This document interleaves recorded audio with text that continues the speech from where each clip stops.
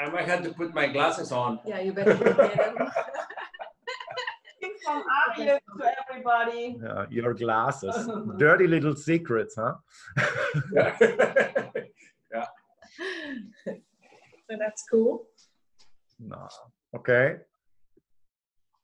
I will be back in 10 seconds. Okay. Can you pass me the water? Yeah. You can serve yourself in case you get this. I started webinar at 7 p.m. so to make sure everything works fine. And it looks like it does. So let's see. We still have 4 minutes. I think we will wait till 7:30. Official time to start, and then we can start. That's pretty good. That's really good. Und für euch alle schon mal, Alfonso wird von seiner Frau Karin übersetzt, die ja, unschwer zu erkennen neben ihm sitzt. Wir müssen mal gucken. Ich hoffe, ich falle nicht ins Englisch, wenn wir zusammen sprechen. Ich werde versuchen, im Deutschen zu bleiben.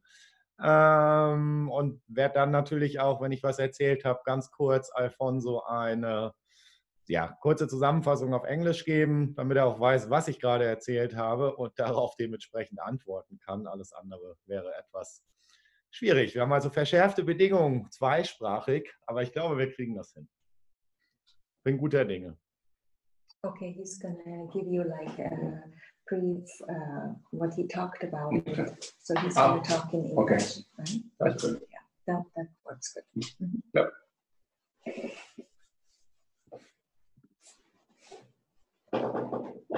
Klar? Nee, es ist noch 3 Minuten. Ja. 3 minutes. Okay. Nina's gonna do, hey Nina. Obwohl sie Dänin ist, nimmt sie das doch sehr genau mit der Zeit. Deutsche Eigenschaften, halbe Dänin. So Alex, that So, will be your first webinar. Sorry? Our That will be first your webinar. For sure is mine. So. Yeah, it's mine too. So I'm a little bit excited. In the beginning, I was thinking, wow, that's pretty easy. I do the same like I'm doing every week at a course or a clinic, but usually you have people in front of you. You can see how they react and what they think a little bit. So I think that makes things easier. Now at least I'm talking to you. That's pretty cool. It's much better than just talking to my computer. Yeah, me too. I was a little bit thinking, it's a new thing, huh? So yeah, but interesting. So looking forward. Interesting for sure, ja. Ja.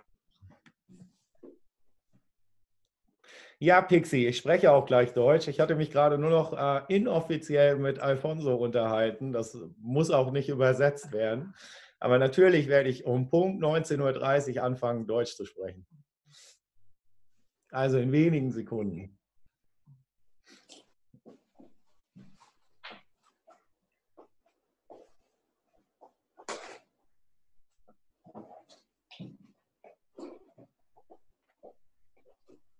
Das stimmt, Andreas, da hast du recht. Dann könnte ich die Teilnehmer sehen, wenn ich euch alle freischalte. Aber dann haben wir ganz viele kleine Monitore auf dem Bildschirm. Das wäre irgendwie auch doof, glaube ich.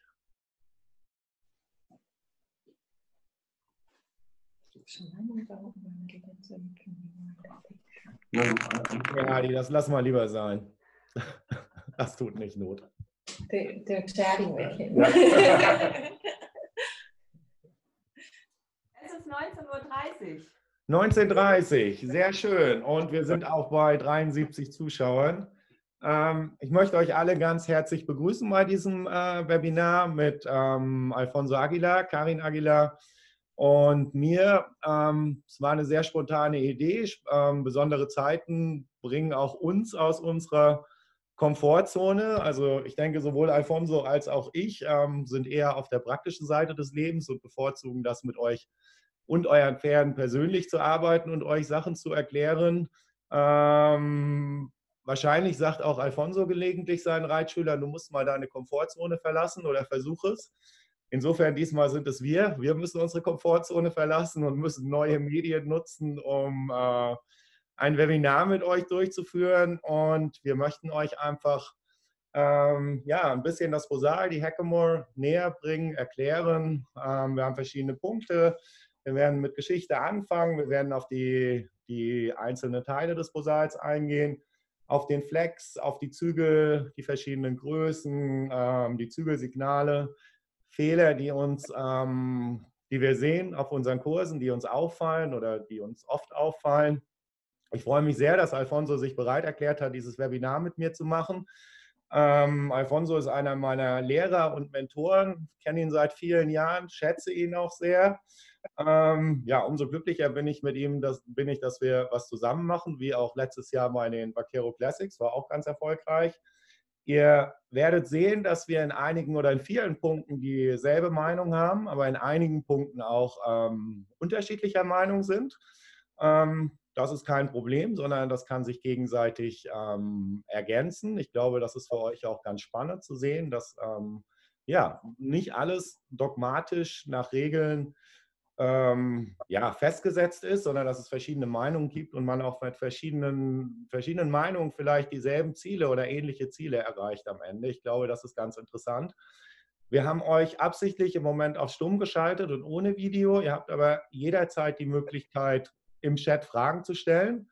Bitte das Thema betreffend. Ihr könnt zum aktuellen Thema, über das wir gerade sprechen, natürlich immer eine Frage stellen. Es kann sein, dass wir sagen, diese Frage wird sowieso in 10 Minuten, 20 Minuten beantwortet werden, weil das Thema dann einfach zu diesem Punkt kommt und wir sie dann erstmal nach hinten schieben.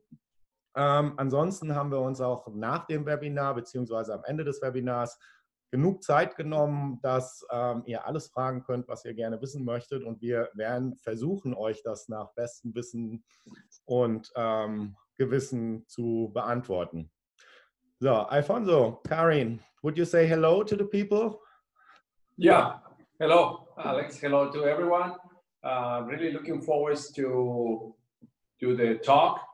The Hackamore, the Bosal is a pretty interesting topic with all the curves and wide lines that it went through the history. Hallo miteinander, schön, dass wir hier sein dürfen. I think that was a little bit too much. Yeah, they're looking forward for the talk and it's an interesting topic, the Bosal. Das Bosal ist ein sehr interessantes Thema. Yeah, and because of all the intrinsic curves that he had through the history, Mit all seinen Kurven, die es in der Geschichte hatte. Sadly, there is not much written about the Bosal on the ancient story, like before the Aber 1800s. Ist nicht sehr viel aufgeschrieben worden oder nachzulesen in der Geschichte vor 1800. So a lot we have to go to the books to kind of interpret what they probably meant with some of the things.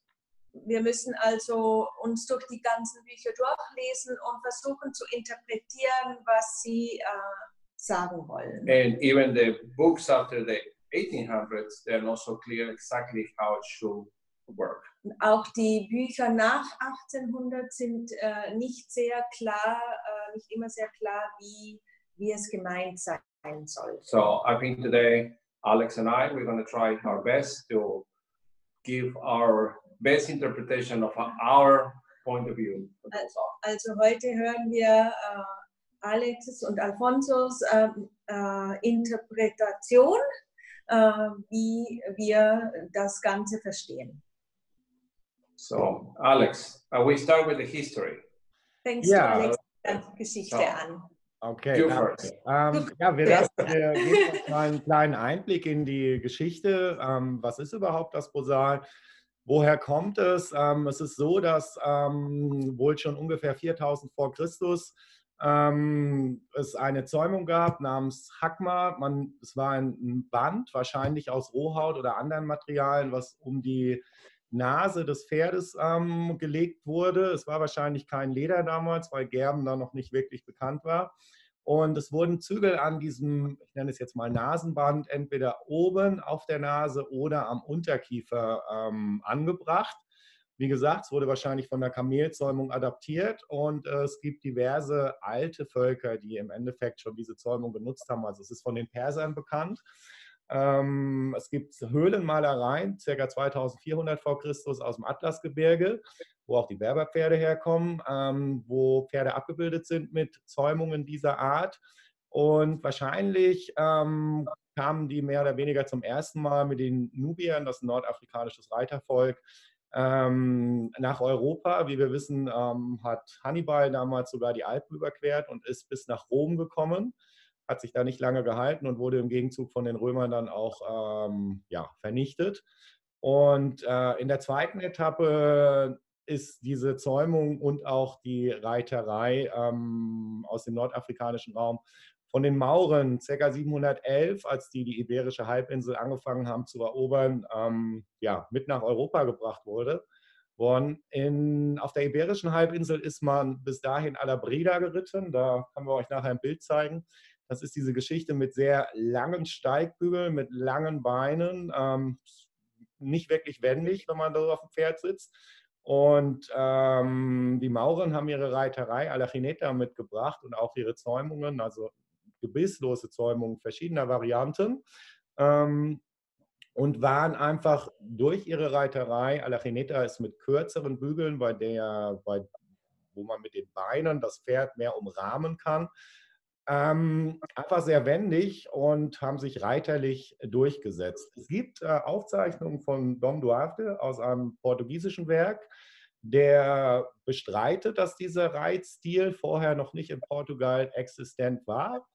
Ob das so war, kann ich nicht wissen, ist einfach schon viele Jahrhunderte her. Die Reitstile haben sich gemixt, im Übrigen haben sich auch die Pferde gemixt. Also man sagt heute, ein guter Berber, ein guter Lusitano und ein guter PAE nebeneinander gestellt. Wenn sie alle drei gleich aussehen, dann ist es ein sehr gutes Pferd. Und in Europa haben sich im Endeffekt aus diesen gebisslosen Varianten hat sich mehr oder weniger der Kappsaum in verschiedenen Varianten etabliert. Kennt ihr wahrscheinlich, habt ihr schon mal gesehen. Es gibt eine französische Variante, ein Camisson. Das ist heute oft mit einer Kette, die mit Leder ummantelt ist, haben wir das. Es gibt einen Kappsaum, der nennt sich heute Vienna, der hat in der Regel gar kein Naseneisen. Es gibt die iberische Serreta, die einen relativ schlechten Ruf hat. Das ist ein Metallstück mit Zacken. Ganz spannend ist vielleicht zu wissen, dass diese Zacken nicht dafür da sind, um dem Pferd die Nase kaputt zu machen, sondern die Zacken sind dafür da, dass man dieses Metallstück biegen kann. Durch diese Zacken ist das Metall biegbar und eigentlich gehört da auch ein Lederstück oben drauf. Das wird heute leider Gottes anders verwendet, ist aber nicht die Schuld dieses Ausbildungsstücks, sondern leider die Schuld derjenigen, die das dementsprechend anwenden. Wie wir alle wissen, ist 1492 dann Christoph Kolumbus losgesegelt unter spanischer Flagge, war aber kein Spanier, war ein Italiener und wollte Indien entdecken, ist dann über den Atlantik gesegelt. Dummerweise war da ein großer Kontinent dazwischen.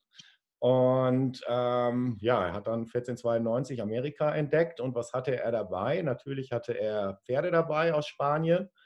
Ich habe mal gehört, ich weiß nicht, ob es stimmt, aber mir hat mal ein bekannter Trainer, der auch historisch sehr bewandert ist, erzählt, dass er sich tatsächlich die Schiffe mit guten Hengsten voll gemacht hat und sie ihm einen Tag vor Abfahrt da die Pferde rausgeholt haben und mittelprächtige bis eher nicht so dolle Pferde reingestellt haben. Nina sagt gerade, ja, das war der Ben, der das mal erzählt hat. Ich weiß nicht, ob es wirklich stimmt, aber ich könnte mir das gut vorstellen. Weil wenn irgend so ein irrer Italiener lossegelt und sagt, ich segel jetzt nach Indien, was vorher keiner gemacht hat, dann gibt man ihm wahrscheinlich nicht unbedingt die besten Pferde mit. Die Chance, dass er nicht wieder zurückkommt, ist ja doch relativ groß. Er ist wieder zurückgekommen und er hat einen neuen Kontinent entdeckt und hat natürlich Pferde von der iberischen Halbinsel mitgenommen, hat Zäumungen mitgenommen und hat auch die Reiterei der Spanier mit exportiert ins heutige Mexiko. Und an dem Punkt würde ich, glaube ich, dann ganz gerne an Alfonso übergeben, weil ich wüsste nicht, wer uns besser die mexikanische Geschichte der Hackamore erläutern könnte als Alfonso. Okay. You know, for a lot of people, even in some of the books, a lot of people believe that the Spanish came and bring all the tools and then they just work with the tools that they have. In viele Leute glauben, dass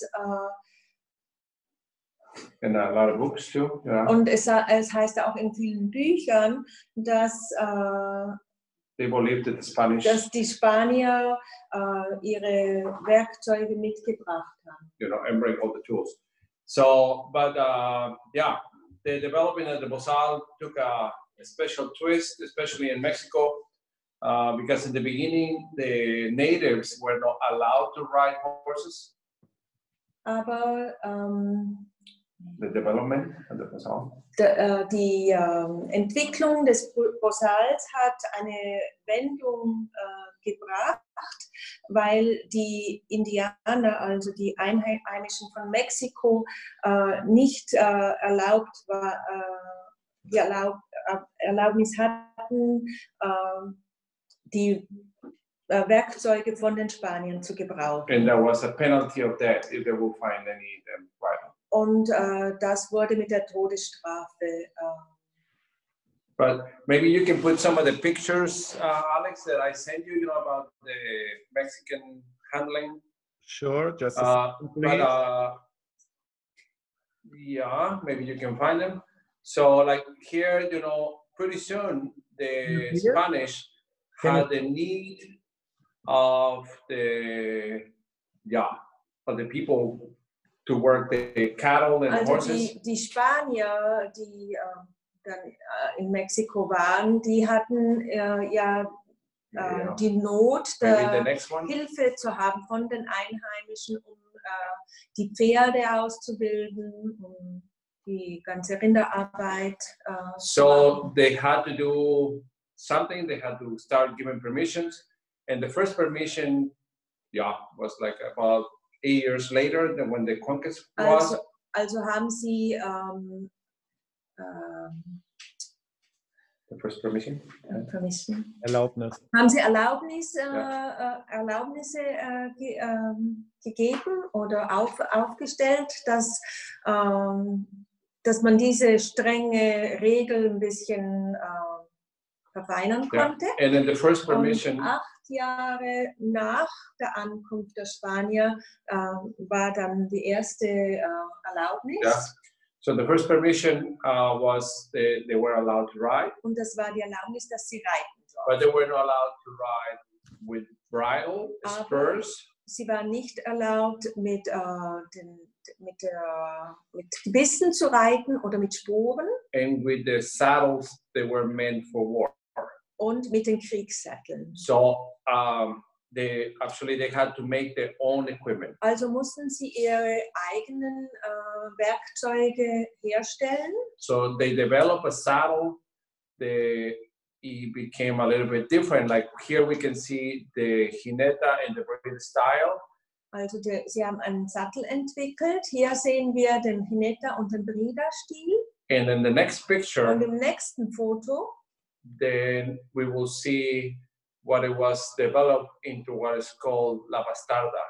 Sehen wir, was dann den Bastarda-Stil ergab. Alex, von den Mexikanern. So you can see there is a little bit more bend on the knee, but not as much as the jineta style. Also das Bein ist nicht so gebogen wie beim Jineta-Stil. Ja.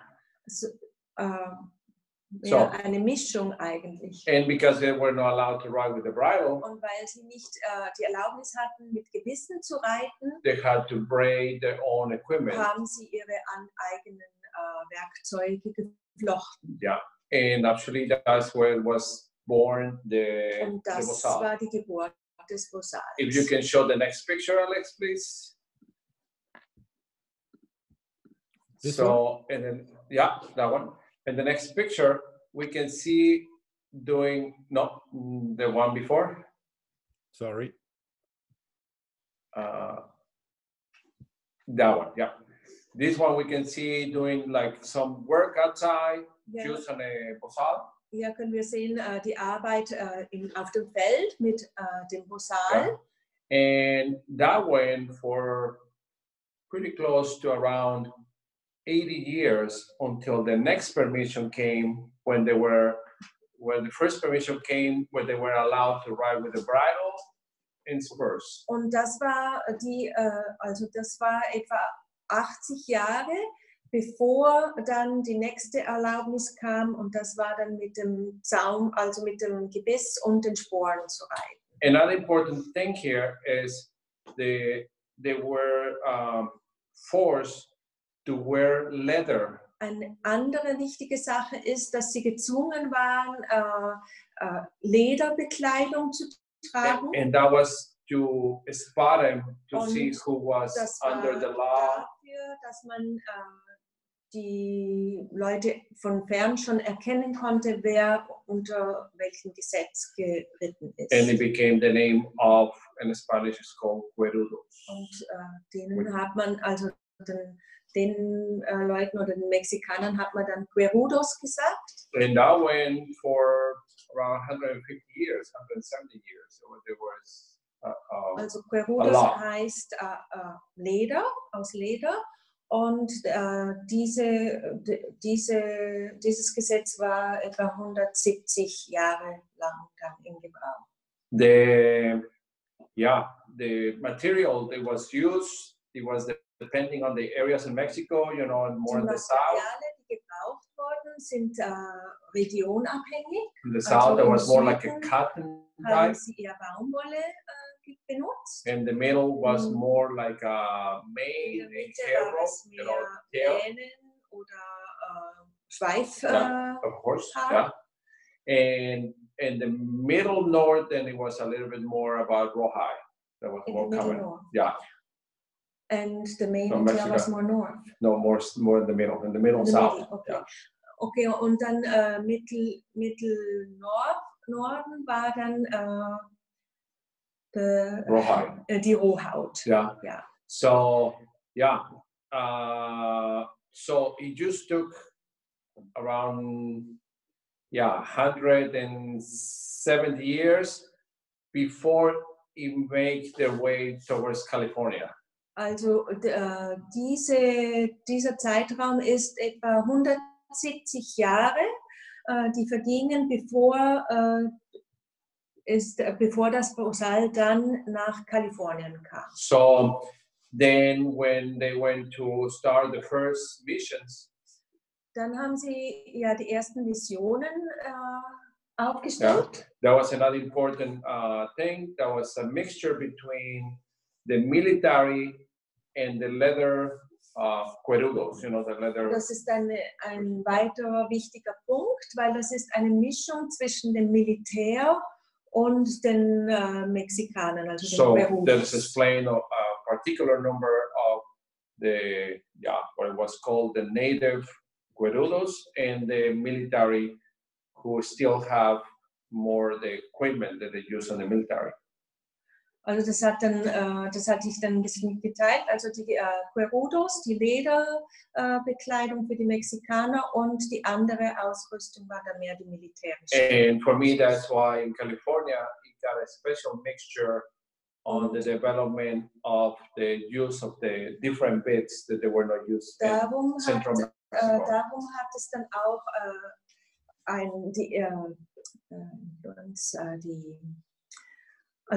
diese beiden Stile oder diese beiden gaben dann eine Mischung, und darum ist in Kalifornien die Ausrüstung ein bisschen anders als in Mexiko. The mouthpieces were a little bit different. Das Mundstück von den Gebissen her. And you know,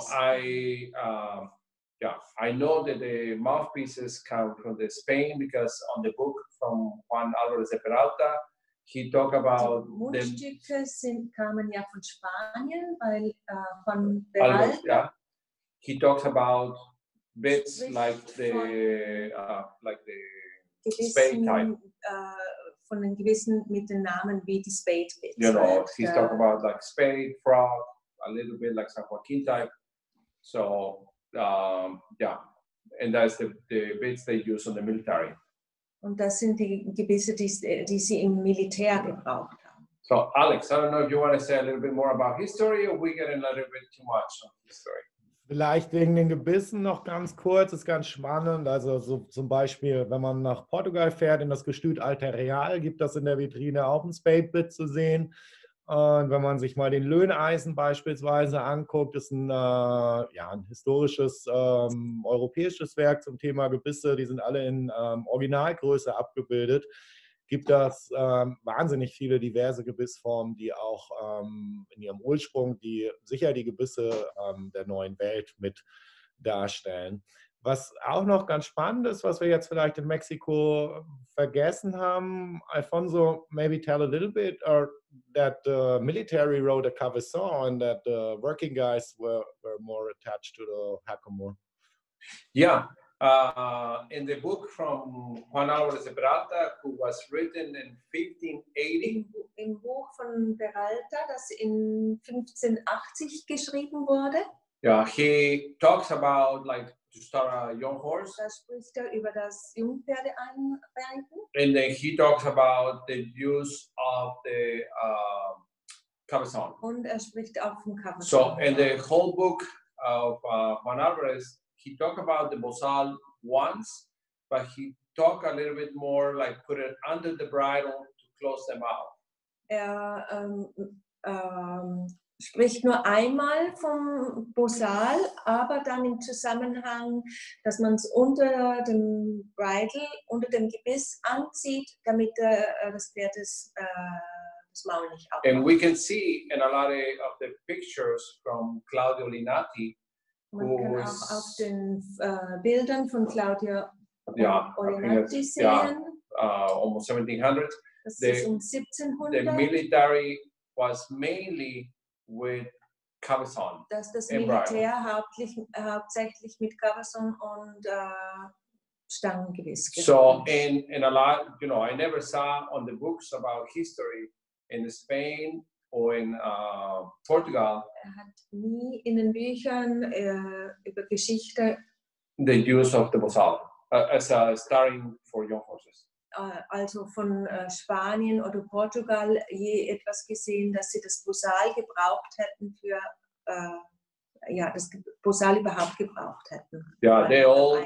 Whenever I talk with some of the chiefs of the escuelas equestres, you know, here in Portugal and Spain too, and hier in Portugal they don't recall anything. Redet, von der portugiesischen Reitschule oder so, sie können sich auch über nichts, die haben das auch noch nie gehört, dass da etwas erwähnt wurde mit dem Bosal. Ja. Wobei die portugiesische Reitschule sich ja sehr auch auf Andrade bezieht, der ein bisschen später war, glaube ich. Ja, ganz kurz, wollen wir die Geschichte einmal zu Ende bringen? Ich versuche mich kurz zu fassen. Ihr habt schon gehört, Alfonso ist sehr interessiert und auch sehr wissend speziell in der mexikanischen Geschichte natürlich. Im Folgenden war es so, dass das heutige, was wir heute als Kalifornien kennen, also Alter Kalifornien, Hochkalifornien, interessant war, weil es einfach ein Landstrich war, von dem man dachte, dass er relativ reich und fruchtbar ist. Und es war so, dass die Gefahr drohte, dass sich da zunehmend Russen und Engländer auch niederlassen wollen, weshalb die Mexikaner in Form von Militär und Padres sich entschlossen haben, in verschiedenen Missionen, das würde jetzt den Rahmen sprengen, weiter nördlich zu ziehen. Das haben sie auch gemacht, haben da verschiedene Missionen gegründet. Die Missionen sind heute noch verbunden durch einen Weg, der El Camino Real. Und die sind alle so 50 Meilen, also es ist so ein Tagesritt, wenn man ein gutes Pferd hat und schnell ist, auseinander. Und von diesen Missionen aus wurde dann im Endeffekt das heutige Kalifornien besiedelt. Es ist vielleicht noch ganz interessant, dass die Hackamore eigentlich gerade im kalifornischen Raum, das Bosal, immer die Zäumung der Wahl war, um Pferde auszubilden. Die Wassertranse war zwar durchaus existent, aber es war eigentlich eine Zäumung, die so ein bisschen abfällig den Farmern vorbehalten war. Also jeder, der was auf sich gehalten hat, hat seine Pferde gebisslos in der Hackamore ausgebildet. Und die Wassertrense hat erst Einzug gehalten in die kalifornische Reiterei, als für das Militär relativ schnell viele Pferde gebraucht wurden, die man schnell ausbilden musste und die einfach auch von Hinz und Kunz zu reiten sein sollten, sodass, wenn ein Soldat erschossen wurde, ähnlich wie bei uns nach der HDV 12, wenn ein Soldat erschossen wurde, musste der Nächste das Pferd nutzen können und es dementsprechend gebrauchen. Und insofern haben sich diese Zäumungen natürlich ein bisschen vermischt. Später auch mit dem Goldrausch kamen mehr und mehr andere Nationen aus dem Osten. Es war aber so, dass tatsächlich Kalifornien für eine gewisse Zeit, circa 80 Jahre, relativ exponiert war, einfach durch seine Lage. Es war weit im Westen, im Osten war Gebirge, im Norden wird es dann auch kalt, im Süden waren die Spanier und sich dadurch diese Reitweise der Spanier oder auch der Mexikaner noch eine ganze Zeit lang gehalten hat. Ganz spannend so oder als Resümee aus der ganzen Geschichte vielleicht, dass auch wenn die Kalifornier das nicht so gerne hören, ein ganz großer Teil der Geschichte der, ich nenne es jetzt mal altkalifornischen Reitweise oder der Hackamore-Reiterei eigentlich seinen Ursprung in Mexiko hat. Das darf man aber im Kalifornier nicht so gerne sagen, weil die sind dann, ja, die sind da eher so ein bisschen, das haben wir alles erfunden. Ist nicht so. Okay, Alfonso. Our next topic is parts of the Bosal. I will show the picture. Yeah.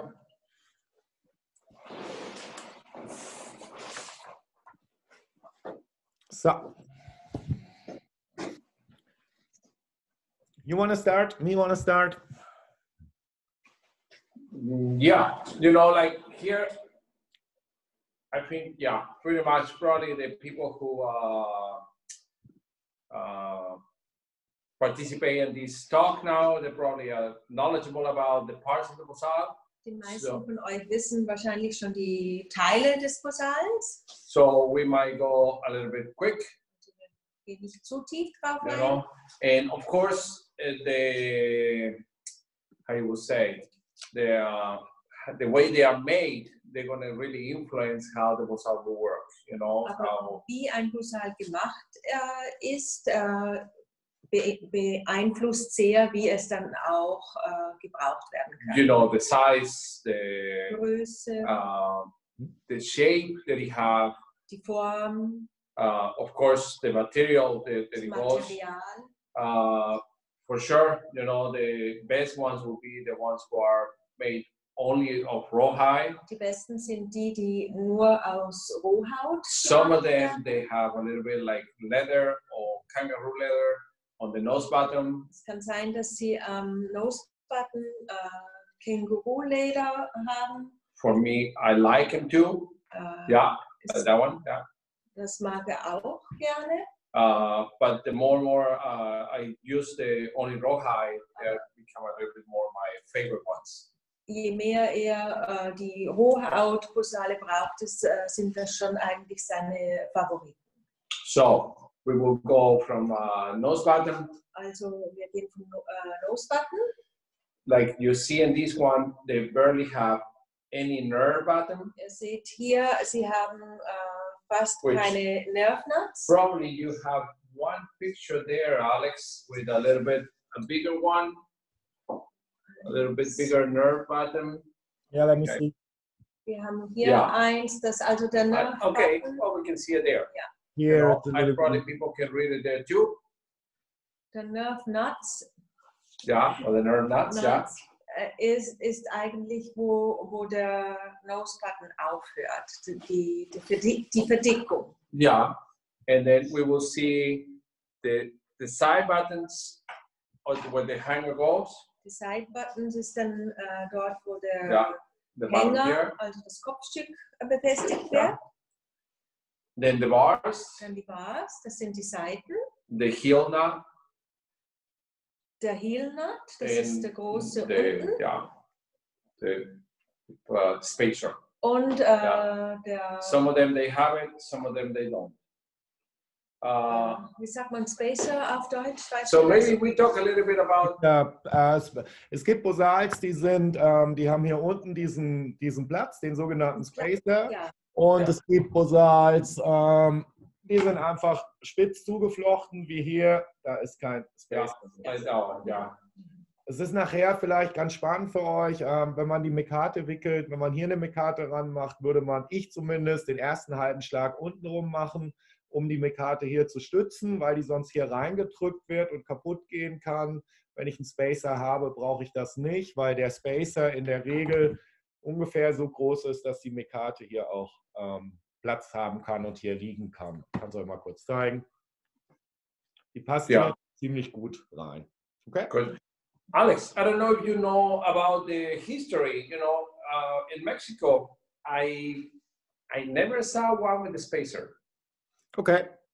That was until I went to California that I started to see. And even in California, I hang around with some buckaroos. For a while, I was helping some of them to do some branding. Oh, sorry. Ja, also Alfonso fragt den Alex jetzt gerade, weil er hat in Mexiko nie so einen Platzmacher für die Mekate dann gesehen, hat es das erste Mal in Kalifornien gesehen. Yeah. But even there, I hang around with some buckaroos. Dort hat mit Buckaroos zusammen. They were doing some brandings, and I got invited to some of those things. Durch Brandings, also wenn man die Kühe markiert und so. Und da hat er didn't really saw Bosals with spacer. Mit dem Platz. Wir wissen nicht von wo das herkommt oder wann das angeht. So do you know something about that? Do you know if that was used on the older times? Weißt du vor? Also ich habe ältere Bosals aus Kalifornien, die haben alle keinen Spacer. The older ones I have from California are without spacers. So, ich denke, es ist eher, ich weiß es nicht, aber ich denke, es ist eher eine modernere Geschichte mit den Spacern. Wir haben hier we have a question. Yeah. What do you think about double ring knots? Bill Black did it 20, 30 years ago, but now there's a Bosal available. It's named the Balance Bosal. You have double ring knots like these ones, and then you have another pair of ring knots where you can put a hanger higher or lower. Have you seen those? No. Okay. No, I never saw. What do you think about the idea? Yeah, the idea is pretty good. I have a Bosal. Maybe I had some pictures later. I had with a bigger space in between. Mm-hmm. And then you can put a knot so that you can slide it. Mm-hmm. You can slide a knot. So I kind of found that good. So in case, it would be way too close to the eye, then you could slide it back a little bit. And you could influence a little bit to how the Bosal will work. Mm-hmm. Also sagt, er hat das nicht gesehen mit dem doppelten Knopf, aber er hat schon gesehen mit einem größeren Abstand, wo der Hänger dran kommt und dass man das ein bisschen vor- und nachverschieben kann. Und es hat einen kleinen like I'm going to show a picture. Like this one have a big space. Hier hat es sehr viel Platz. And that one that I saw have a button. Den er gesehen hat, hatte da drin noch einen Knopf gehabt, that you could slide it on the top or you can slide it in the bottom.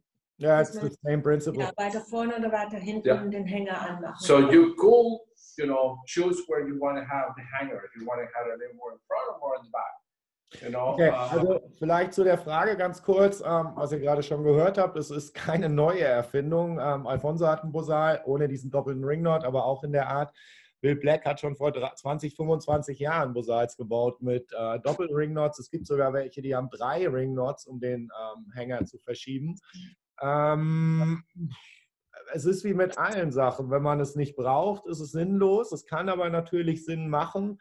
Und zwar werden wir nachher noch mal ein bisschen auf die Länge des Nose-Button eingehen. Da sind wir ein wenig unterschiedlicher Meinung. Aber wo wir uns, glaube ich, einig sind, ist, dass ein längerer Nose-Button, a longer Nose-Button gives a better lateral cue.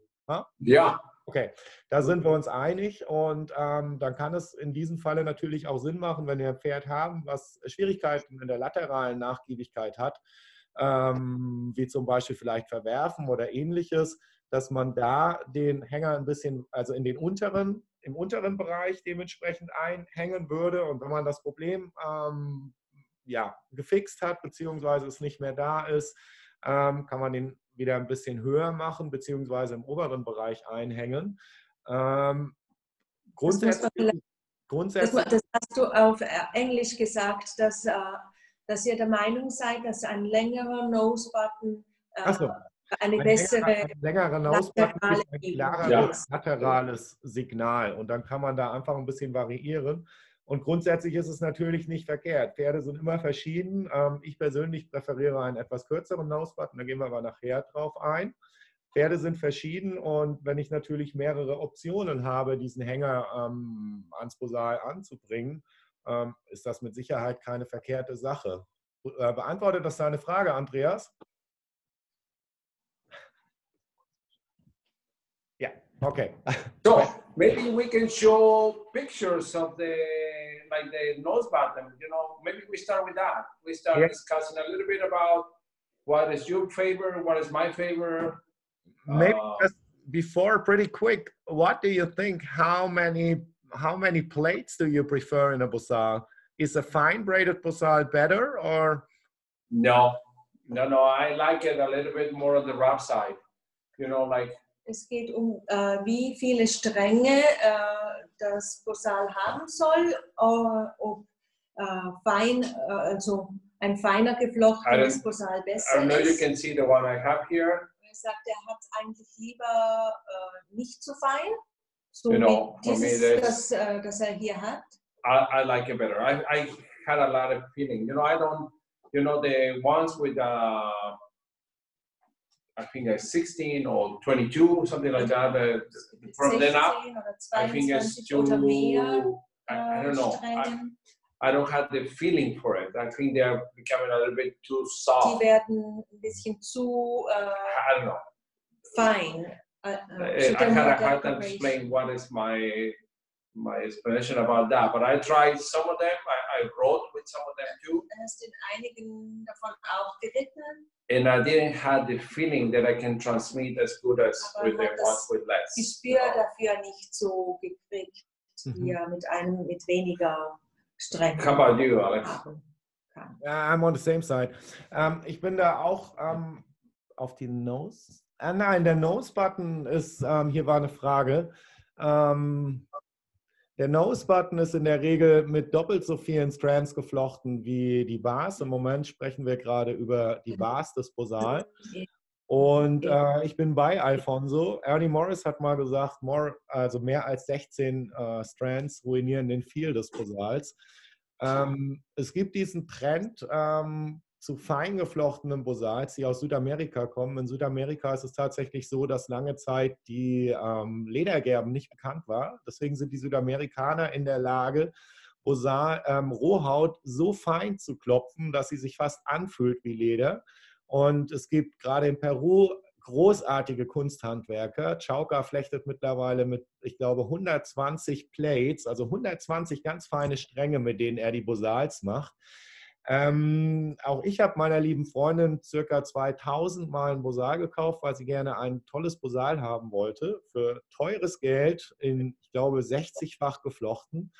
Bin dann zu Mike Bridges damit auf den Kurs gefahren und seine Antwort war, du kannst das entweder an die Wand hängen oder am Sonntag zur Kirche reiten. Zur Pferdeausbildung taugt das leider nicht. Also wir haben auch die Erfahrung gemacht. Das Problem ist, dass erstens wird der Flex des Bosals in der Regel sehr schwammig, sehr weich, wenn wir mehr Plates haben.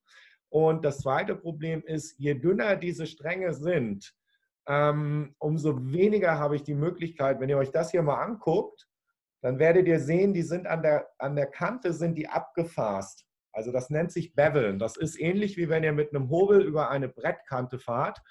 und die Kante brecht. Und wenn die Stränge so dünn werden, dass wir diese Kante nicht mehr brechen können, dann haben wir das Problem, dass sich Rohhaut, wenn sie feucht wird, gerne konkav aufstellt. Das sieht aus wie ein Skateboard von oben.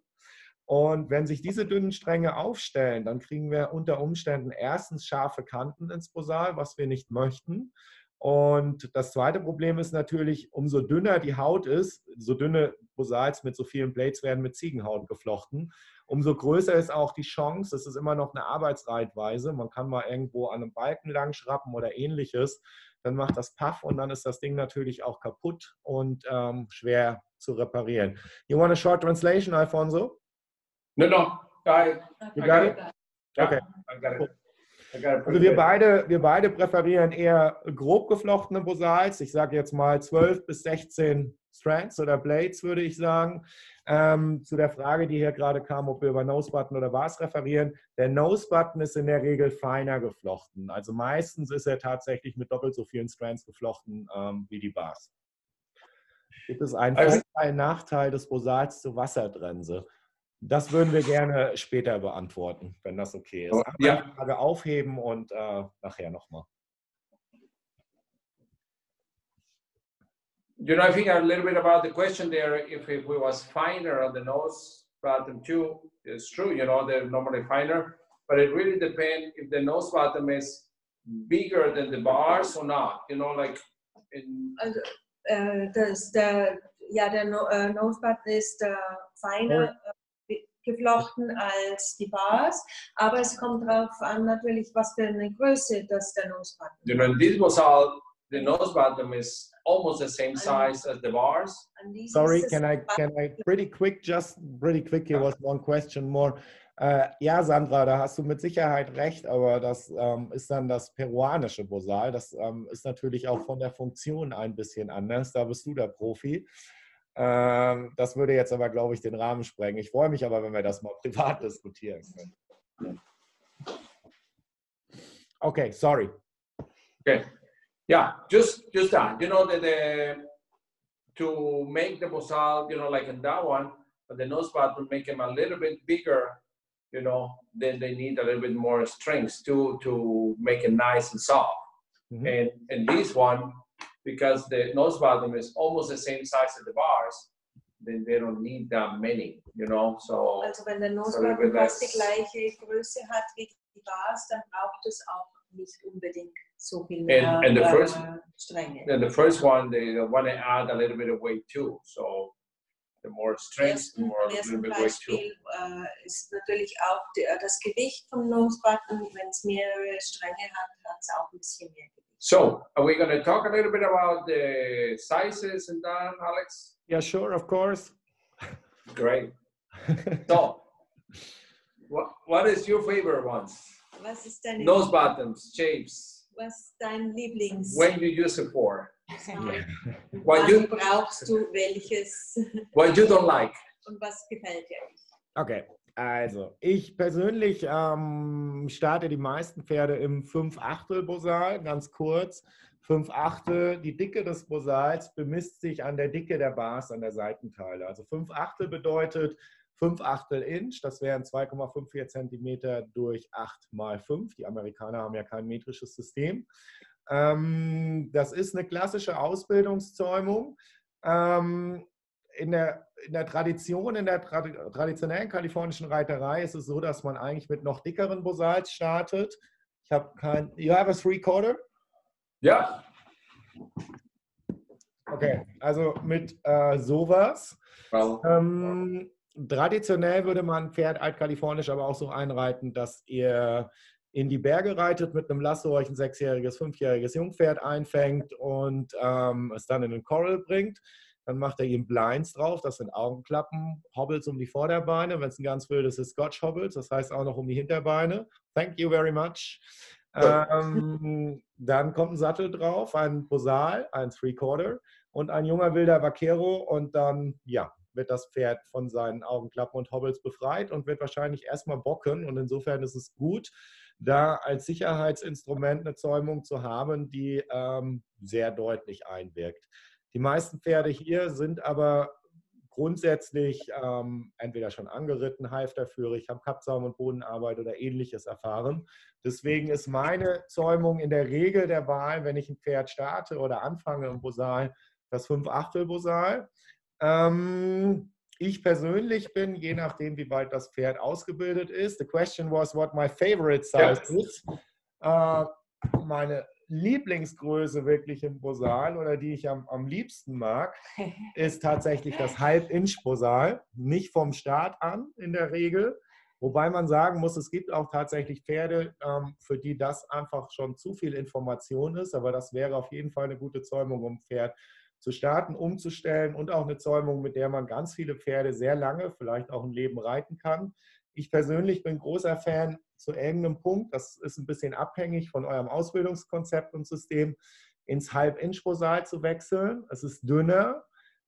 Es ist meiner Meinung nach nicht schärfer, auch wenn es rein physikalisch schärfer ist, da es dünner ist durch die Auflage, sondern es ermöglicht meiner Meinung nach eine feinere und diffizilere Hilfengebung mit mehr Zwischentönen am Kopf des Pferdes. Und deswegen bin ich im Rahmen der, ja, je nachdem, wie weit das Pferd ausgebildet ist, wäre das mein favoriertes Bosal. Nicht von Anfang an, aber zu einem gewissen Punkt in der Ausbildung des Pferdes. I talked about my favorite Bosal and in which size I would start, or that I like it to go at some point to this thing. But I did not talk about the length of the nose button yet. Okay.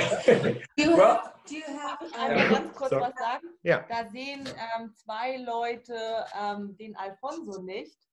Kannst du den Alfonso vielleicht zu diesem Zeitpunkt mal groß machen? Manuela, vielleicht kannst du denn mal ein Feedback geben, ob du den Alfonso denn dann siehst. Kannst du ihn jetzt sehen?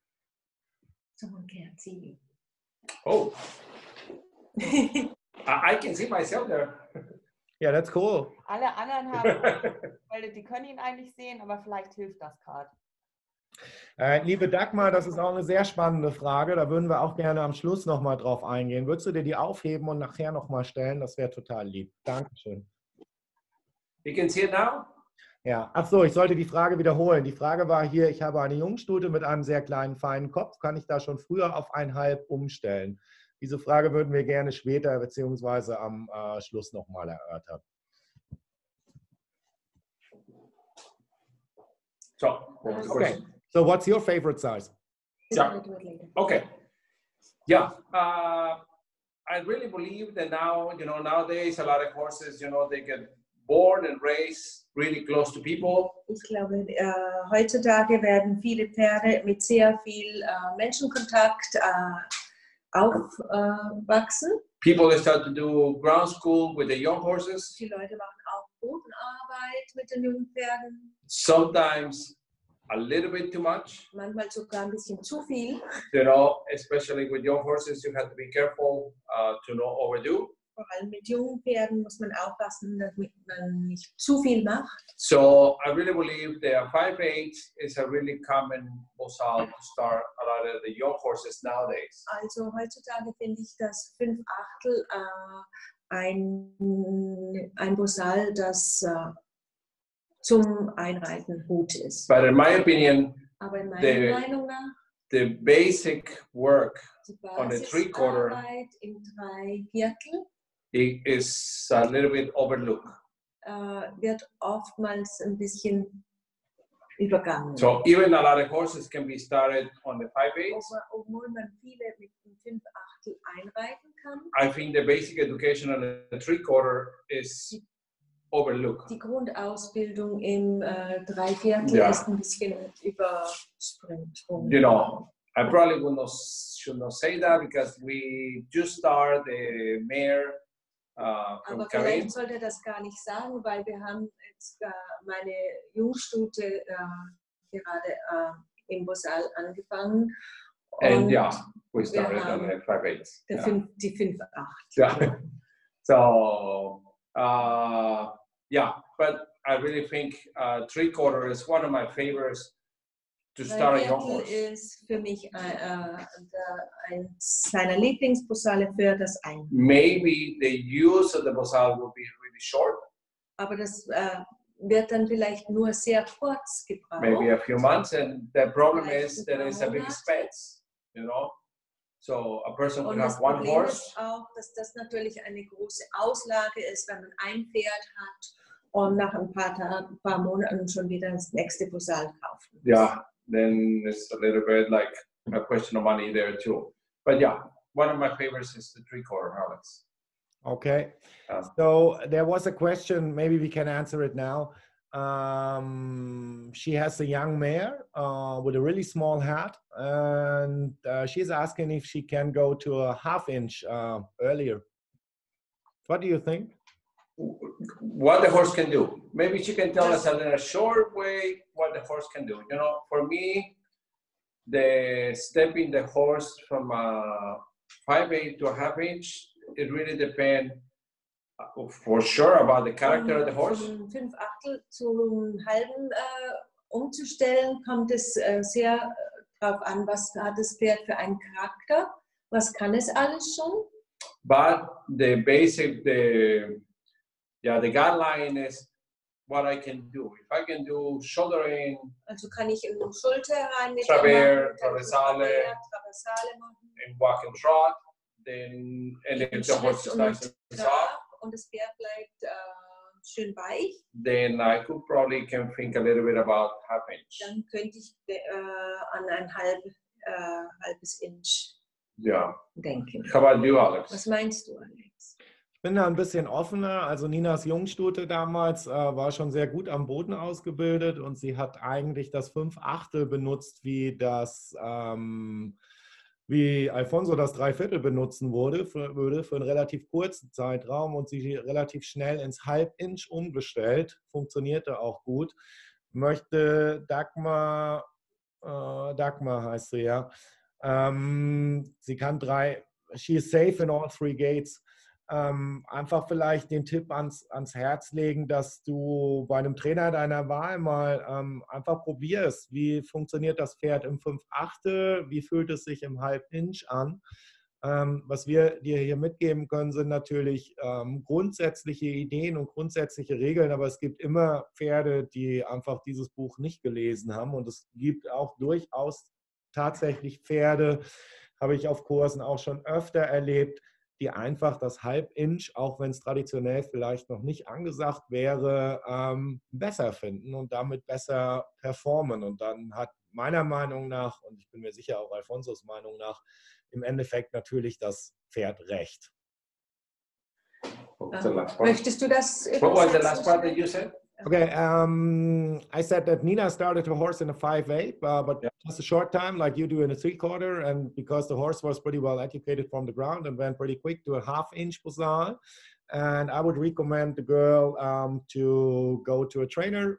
Just try what works for that horse, because we can only give some common advices, but every horse is different, and I had some horses at the clinics who were not so well educated, but just did better with a 1/2 inch because they liked it better. So, and in the end, the horse is right. Yeah, it is true. You know, the only thing here we have to be a little bit careful. Sometimes Ja, das stimmt. Wir müssen aber aufpassen. I had it on the courses too. During the course, because the people is under the guidance, you know, and Während eines Kurses, more wenn strict der eye, Reiter unter Aufsicht ist, the horses do pretty good on the smaller dann Bosal. kann es sehr gut sein, dass das Pferd in dünneren Bosal gut arbeitet. But then they go home, Aber and dann then gehen sie nach Hause.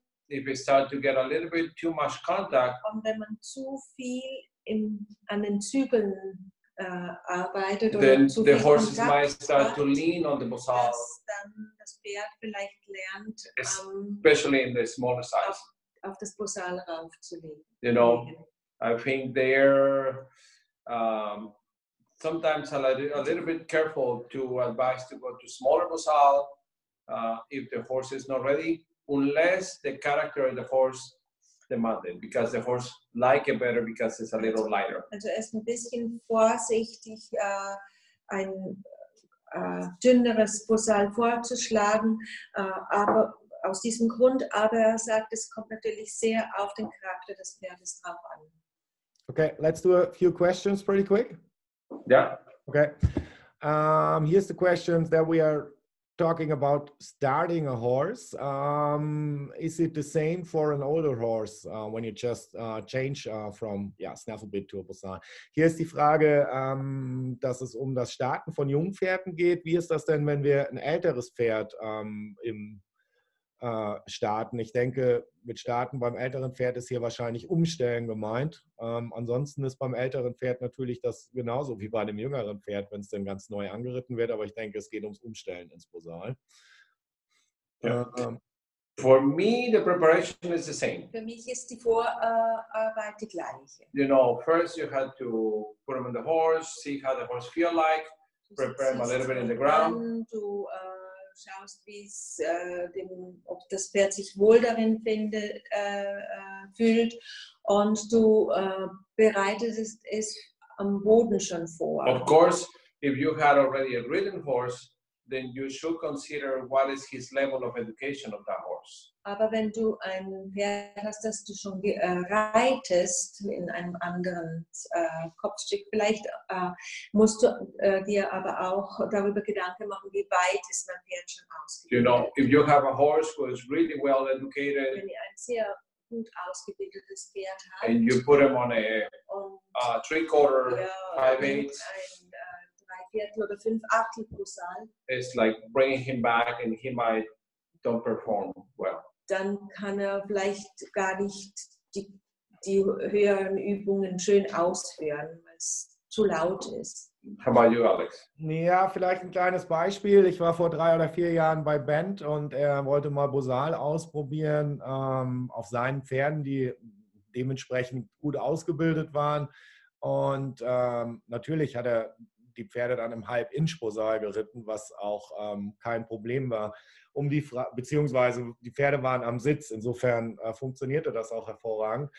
Zur Beantwortung der Frage vielleicht einfach noch mal ganz kurz: Wenn das Pferd schon ausgebildet ist und einen gewissen Ausbildungsstand hat, ist der Weg wahrscheinlich einfach viel schneller. Es ist trotzdem mit Sicherheit nicht schlecht, mit 3/4, 5/8, je nach Einstellung zu starten, aber wahrscheinlich wird die Zeit, in der man in dem dickeren Bosal reitet, deutlich kürzer sein und man kann schneller in Halb-Inch. When the horse is better educated, maybe it's you can go quicker to a smaller Bosal because the horse. Yeah. Okay. Yeah. So that would be the difference. Yeah. Yeah. What do you think about the flex? That's a pretty good question. Sehr gut. Yeah, that's a really good. You know, the way the core is made, that will make a big difference on how the Bosal is going to work. Wie das Innenleben des Bosals gemacht ist, bedeutet sehr, wie das Pferd, wie das Bosal arbeitet. I had a Bosal which is probably around 25 years old. Haben wir ein 25 Jahre altes Bosal. But still don't have the form of the face of the horse. Aber es hat immer noch nicht die Form der Pferdenase Because angenommen. the core might be rope. Weil das Innenleben ist ein Seil. And maybe, you know, it's a Mexican, so probably some tape or something like that. Also vielleicht haben sie dann auch, es ist ein mexikanisches Bosal, vielleicht haben sie auch noch ein bisschen Band rumgewickelt oder so. Das ist einfach, It's really soft. Es ist sehr weich. Here I had 2 Bosals. Hier haben wir 2. One is twisted. Eins hat ein gedrehtes You see how much it Innenleben. gives there? And the other one is braided. Und das ist ein geflochtenes Innenleben. So if you see how much it gives, Seht, wie viel weicher und wie mehr das eine nachgibt als das andere. yeah. So the interesting thing here, I have a story here. I was in a course Die Geschichte war ein Kurs. with a couple. Maybe they are here now in the seminar. I don't know. Vielleicht ist dieses Paar auch beim Webinar dabei mit uns. And they had 2 Und Haflingers. die haben 2 Haflinge.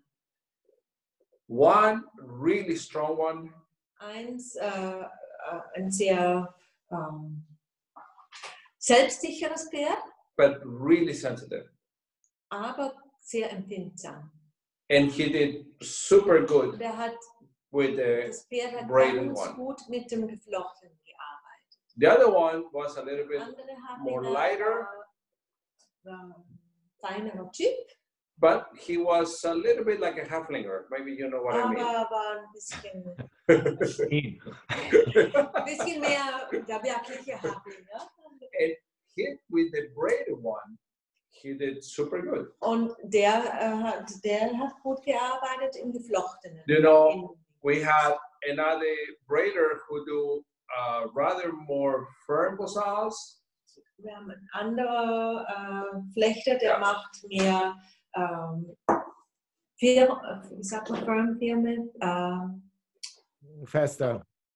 Yeah, festere Bosals. And normally they are more my first choice. Normalerweise sind die Festeren seine erste Wahl. But Aber I know some horses like it when it's much softer. weiß, dass manche Pferde es lieber möchten, wenn es You know, some of the weicher braiders ist. do much not so tight the braid Manche Flechter flechten auch nicht so on the cord, eng. and then it might come a little softer. Und And dann wird das Endresultat ein bisschen feiner. so, how about Alex? What is your answer about the question? Was ist deine? Ich persönlich mag weichere Bosals lieber, wie du sicher weißt. Alfonso, I like the softer ones. Ich bin der Meinung, je härter das Bosal, so mehr habe ich einfach nur die Hilfe an oder aus. Mit einem weichen Bosal habe ich meiner Meinung nach mehr Zwischentöne in der Hilfengebung. Ich kann ein bisschen mehr machen. Und es ist tatsächlich so, es ist nicht meine Weisheit, es kommt aus Kalifornien, dass die alten Vaqueros sagen, und das habe ich auch tatsächlich erlebt, dass viele Pferde, die in einem Bosal nicht so nachgiebig sind, wo man als Mensch gerne von der reinen Logik ein festeres Bosal nehmen würde, oft in einem weicheren Bosal auch weicher agieren und besser sind. Aber am Ende entscheidet natürlich das Pferd, welches Bosal es am liebsten mag, beziehungsweise wo es am besten funktioniert. Und deswegen ist es immer gut, verschiedene ausprobieren zu können. Zur Hilfengebung, liebe Juwe, kommen wir nachher noch. Da werden wir was drüber erzählen. Flex haben wir gerade ein bisschen erzählt. Woran erkenne ich, was für mein Pferd besser ist? Caro? Ausprobieren. Am besten irgendwo bei einem Trainer, auf einem Kurs mit Freunden. Einfach mal probieren und gucken, wo das Pferd, womit es sich wohler fühlt, wo es besser mit agiert. Was haltet ihr vom Reiten mit dem Knotenhalfter auf Vorbereitung aufs Bosal? Ich persönlich reite die Pferde kurz im Knotenhalfter an, gehe dann aber relativ schnell zum Bosal. Alfonso, what do you think about riding in a knot halter as a preparation for riding in a Bosal? It's really different. You know, the mechanics of it, that's really, really different. I've been seeing a few horses ridden good on a rope halter. I think, yeah, it can be a good preparation for a few rides, but I would not just recommend to ride them for too long, you know, because then they can learn to lean on that. Yeah, the Bosal, you know, like here, maybe the preference, Alex, is a little bit about how we want to ride, you know, like normally, sorry. Ja. Also Alfonso sagt, das Knotenhalfter ist gut für die ersten Ritte, aber möchte nicht zu lange beim Knotenhalfter bleiben, weil das Pferd auch lernen kann, dass es sich drauflegen kann oder dass es nicht mehr so fein ist wie mit einem Bosal. You know, really, the Bosal have way more specific signals. Das Bosal hat genauere Zeichen. You know, it can bring you farther. You know, Und es bringt dich dann weiter. I rope you know, I rode one of my first mares with a rope halter for years, maybe 6, 7 years. Eine meiner ersten Pferde, das war die Amalia, Ja. habe ich lange im Knotenhalfter geritten. But I always think now how far she could have been if I would have ride her on a Bosal. Aber ich denke oftmals, wie weit hätte ich es mit diesem Pferd bringen können, wenn ich früher oder wenn ich auf ein Bosal umgestellt hätte. In a way, I think I limit her potential by riding her too long in the halter. Ich glaube, dass das Potenzial nicht ausgeschöpft hat, das sie hatte. So I think we have the same opinion. Not halter it's pretty cool tool to start a horse for a few rides to make sure you can go left and right and stop. But then it's a good choice to change to a Bosal to get a much more refined signal and using the benefit of that tool. Yeah, and we still do that. You know, I would not recommend to do the first ride on the colt with the Bosal. Yeah.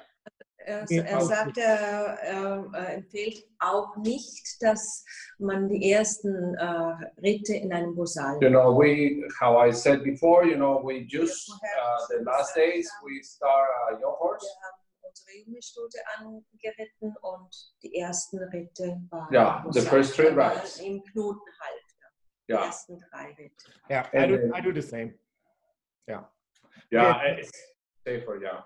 Ja, zur Beantwortung der Frage, also wir benutzen beide das Knotenhalfter für die ersten paar Ritte, um das Pferd anzureiten, links, rechts, stopp, rückwärts vielleicht und wechseln dann aber ins Bosal.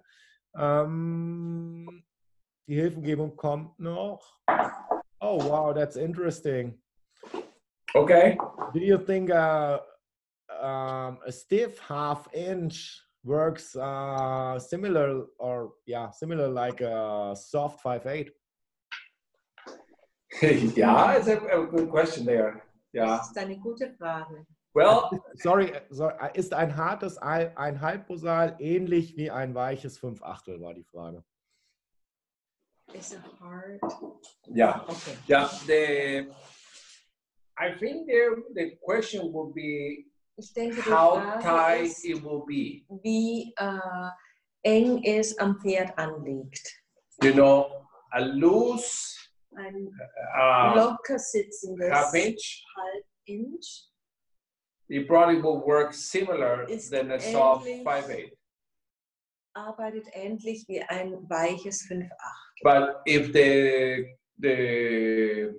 turns of the rope, you know, make the Bosal a little tighter to the face of the horse. Wenn das Mekate, das rumgebunden, also die Zügel, wenn die das Bosal enger sitzen lassen, then the mechanics will change dann completely. wechselt das In my natürlich die opinion. Mechanik des You know, Bosals. but if it's same loose, yeah, it probably is a good thing. So, Wenn beide gleich locker oder fest sitzen, ja, dann ist es. what do you think, Alex? What is your opinion about that? I would leave it like that because then we can go to the next question. So Yeah. I think I'm pretty much with you. Yeah, okay, good. Habt ihr einen Tipp, wo man einen Bosal erwerben kann, wenn man herausgefunden hat, welches dem Pferd passt? Später gerne, würde ich gerne ans Ende verschieben, diese Frage. Well, you know more. Sorry? You know more. Bei euch höre ich raus, dass das Bosal nicht komplett auf die Pferdenase angepasst sein muss. Oder andere sagen, man müsste es auf das jeweilige Pferd genau anpassen. Was denkt ihr genau dazu? Okay, the question here is, do you have to shape a Bosal to the nose of the horse? Or is it important to have a special shaped Bosal for every horse or not? So maybe I can start this time. Good. Okay. Grundsätzlich sollte ein Bosal, ich kann es vielleicht einmal ganz kurz erzählen, grundsätzlich meiner Meinung nach, das hochhalten, dann sieht man das. sieht man noch, ich sehe mich doch hier, Okay. um die Pferdenase angepasst sein und anliegen, weich anliegen, wie ein gut passender Hut, wie ein gut passender Schuh. Dazu gleich die Ergänzung. Es gibt Pferde, denen ist das zu eng, die hätten es gerne ein bisschen weicher, aber umso mehr Auflage ich habe, umso softer ist die Hilfenübertragung. Das mal am Rande. Ich möchte aber auch nicht, dass das Bosal die Nase einklemmt. Herr Busfahrer, können Sie die Tür bitte wieder aufmachen? Das wäre zu eng. Ja, das Bosal sollte für jedes Pferd individuell angepasst werden, meiner Meinung nach. Ich kann aber ein Bosal auch auf verschiedene Pferde anpassen, wenn es denn von der Länge passt. Da werden wir nachher drauf eingehen, noch kurz auf die Länge. Aber ich kann dieses Bosal jetzt beispielsweise auf eine große Shirehorse-Nase anpassen. Ist kein Thema. Und ich könnte es auch von der Breite her auf ein kleines Arabernäschen anpassen. Ich kann es also auch wieder schmaler shapen. Das ist keine grundsätzliche Geschichte beim Kauf, sondern das ist eine Sache, die ich nachher auch ein bisschen anpassen kann. Ich muss nur beim Kauf natürlich gucken, dass es von der Länge und den weiteren Aspekten dementsprechend passt. Und dann kann ich es auf die Nase meines Pferdes anpassen. Und da kann ich natürlich nachher auch noch mit den Windungen der Mekate arbeiten, aber das würde ich jetzt gerne noch ein bisschen nach hinten schieben. So, do you think a Bosal has to be shaped to the nose of the horse, or can be floppy, or what? I think there too, it really depends where you want to work on the horse's face. Es kommt darauf an, wo du arbeiten möchtest. If you will ask me that question maybe around maybe 4 years ago, wenn du mich diese Frage vor 4 Jahren gestellt I would have to say shaping a Bosal will be the worst thing you can do. Dann hätte ich gesagt, ein Bosal zu shapen ist das Schlimmste, was du machen könntest. I always, use the Bosals the way we bought them. Wir haben die Bosals immer so gebraucht, wie ich sie gekauft habe. And let them shape to the face of the horse. Und erlaubte es, sich dem Pferd anzupassen. But a Bosal like this, who is already a little shaped, ein Bosal wie dieses, das bereits schon eine bestimmte Form hat, it will have a little bit more space in between, and it will have give the horse a little bit more time to think. Das hätte ein bisschen mehr Platz zwischen dem Bosal und der Pferdenase, und das gibt dem Pferd mehr Zeit, auf das Zeichen zu reagieren. These two Bosals are exactly the same size. Die beiden Bosals sind die gleiche Größe, but they will work really different. Aber sie arbeiten sehr unterschiedlich. This will be a quicker one. Das ist ein schnelleres in my Bosal, opinion, also because it's already touching the horse's face. Weil es die Pferdenase berührt. And when you will take the rein, it will go right away to touch him. Und wenn ich den Zügel aufnehme, ist das sofort an der Pferdenase dran. So I still use both Bosals depending how I want to work. How quick I want the information to come. Bosals, aber ich überlege mir, wie schnell möchte ich die Information ans Pferd bringen. So the answer for me there is like if the horse needs a little bit of time, also then a shaping is a really good thing. Braucht, dann ist Shaping eine sehr gute Sache. And if not, then do you need to be a little quicker, then no shaping is okay. As long as the Bosal is soft. If the Bosal is too hard, then you better shape it. Also das kommt dann auch noch darauf an, wie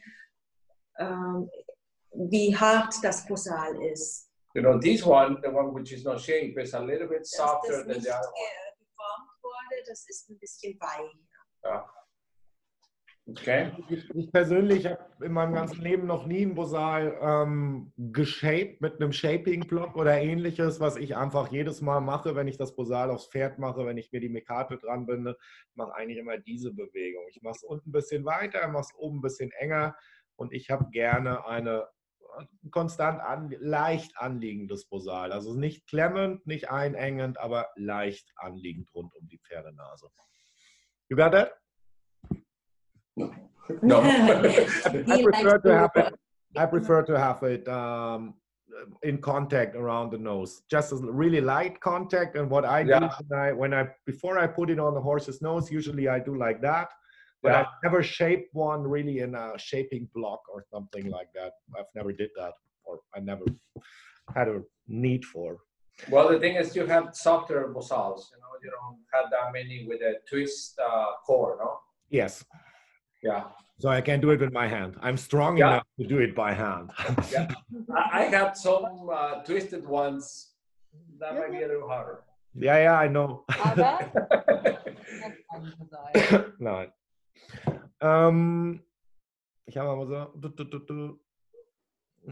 Tanja, könntest du die Frage für später aufheben? Ich habe ein Bosal von einem Braider hier aus Deutschland, schön flexibel, aber andere sagen, man könnte auch mit günstigem reiten. Würden wir gerne am Ende beantworten. Alfonso, du sagtest, dass du bei deiner ersten Stute viel Potenzial auf der Strecke gelassen hast, weil du sie nicht aufs Bosal umgestellt hast. Woran liegt denn so im Allgemeinen das Potenzial, was wir mit dem Bosal ausschöpfen können? Könnt ihr dazu noch was sagen? What is the special potential about a Bosal? So you lost some potential with Amalia because you did not change to a Bosal. So yeah. Well, what we said before, a Bosal can be way more clear on the signals that you want. Ein Bosal kann klarer sein im Signal, die du gibst. And in my opinion, you could help the horse to put them in a frame where they could use their body a little bit more correct. Mehr in einen Rahmen bringen, wo sie dann ihren Körper besser benutzen können.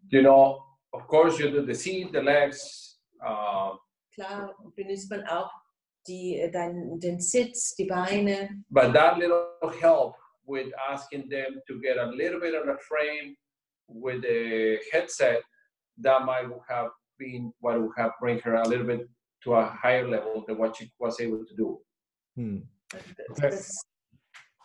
Sorry, no, translate, please. Pretty much the same. Yeah. Pretty much the same what he said before. Auf Deutsch müsste ich ja eigentlich übersetzen, gell? Also wie er vorher schon gesagt hat, dass wenn man das Pferd ein bisschen mehr stellen kann, dass man dann dem Pferd helfen kann, in einem gesünderen Rahmen genauer zu arbeiten und seinen Körper besser zu bekommen. Also für mich ist das große Potenzial im Bosal oder in der Hackamore, dass es die einzige Zäumung ist, die mit einem Zügelimpuls zur Zeit das Pferd sowohl im Genick anheben als auch in der Oberlinie dehnen kann. Natürlich in Kombination mit Sitzschenkel, Balance und so weiter. Und für mich ist deswegen gerade diese Rotation auf der Pferdenase ist einfach extrem wichtig. Und das Pferd lernt über eine sehr weiche Hilfengebung eine sehr gute Form einzunehmen, die ihm fürs Reiten beziehungsweise für die Gesunderhaltung beim Reiten nachher und für die Balance einfach sehr viele Vorteile bringt. Da werden wir sicher noch ein bisschen drauf eingehen. Aber ich habe einfach in einem Knotenhalfter beispielsweise, darum ging es ja gerade im Vergleich ein wenig, habe ich einfach diese Rotation nicht, beziehungsweise ich habe nicht diese Funktion der Bars auf den Wangen des Pferdes, auf den Seitenteilen mit dem leichten Gegendreher auf dem Nasenrücken. Man könnte so ein bisschen sagen, das Bosal ist von der Funktionalität ähnlich wie die Kombination einer Kandare zusammen mit einer Trense vielleicht, aber das Ganze mit einer Zäumung und ohne, dass wir irgendwie mit Metall und Kinnriemen oder ähnlichen Sachen agieren müssen. Das ist für mich der große Vorteil beziehungsweise die Genialität des Bosals. Wir haben vertikale und laterale Hilfen und die auch noch gleichzeitig. Und das ist für mich sehr genial. I was just talking a little bit about what the Bosal is doing. Like you have a vertical and a lateral aid the same time, which is pretty cool, and that you have a bridle which makes the top line long of the horse, of course, with your seat, legs, and all that stuff, and also lifts the neck if you use it correctly. And okay, so you touch a pretty good point there about the lateral and vertical flexion. So, oh shit. Let's talk about that. Okay. Mit der lateralen und der vertikalen Biegung. So, what Bosals, what Bosal you would use more for lateral flexion? If you really want to work a little more on lateral. I know you can work a little bit with both, you know. Du kannst ein bisschen mit beiden Because arbeiten. that's one of the characteristics about the Bosal, you know, it's pretty, yeah. Wie schon gesagt, eine der Charaktere Yeah, you can des for a lot of Bosals, things. das uns für beides gebrauchen. But what Aber Bosal, welches Bosal, with what characteristics you would welche use more for lateral? Charakteristiken würdest du vielleicht You can ask me any other question. You want to make me make you happy, so I use a 5/8. No. No, I want your honest opinion.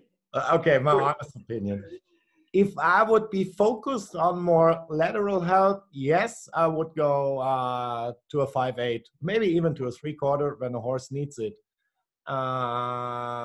Wenn ich sorry, Deutsch. Also wenn ich wirklich die Frage war, welches Bosal würde ich nehmen, wenn ich lateral einwirken möchte, also seitwärts dem Pferd helfen möchte. Wir werden darauf eingehen gleich. Ich habe da ein bisschen eine andere Meinung als Alfonso, aber wenn ich das tatsächlich erarbeiten wollen würde, würde ich das wahrscheinlich in einem 5/8 Bosal erarbeiten. Yeah, me too. You know, I really think, you know, if I would need a little bit more influence on the lateral, you know, depending on the horse, then I will put like a 3/4 or a 5/8. You know, there is some 5/8s who are a little bit thicker, you know, because it's a craftsmanship. Not all the 5/8s are exactly the same. Some of them are a little bit thicker than that one. Normally, I try to call them full 5/8s. Also ja, das 5/8, das kommt auch darauf an, nicht jedes 5/8 ist immer genau ein 5/8. Es kann ein bisschen variieren. Er macht einen Unterschied zwischen normalen 5/8 und dem vollen 5/8. Yeah, like here, I would use a little bit a bigger, longer nose bottom. You can see it, this Also one. würde einen längeren Nose Button nehmen. The one on this side. Dieses hier. Maybe will be in your left or, you know, it's in my right. You know, you can see the difference on the nose bottoms there. One is a little bit longer than the other one. Also das rechte hier von uns aus gesehen ist ein bisschen länger als das linke. And then if I would need a little bit more influence, then I would sure use a little bit longer nose button. Also wenn ich ein bisschen mehr laterale Biegung möchte, dann würde ich den längeren Nose Button. And yeah, I would use it, you know, like the lateral for the basic education of the horse. Also lateral für die Basis, für die Grundausbildung des Pferdes. You know, and there's a little bit like to turn, stop, back up, a little bit like shouldering, traverse. Kehren, rückwärts, anhalten, rückwärts richten, Shouldering, traverse. Schulter herein und Traverse. You know, for me, it's still a basic education of the horse. Das ist für Alfonso gehört noch zur Grundausbildung. How about you, Alex? Why do you use the lateral flexion for? I know you use a little bit less lateral flexion than what a lot of people might be using. Weniger die laterale Biegung, aber für was würdest du es brauchen?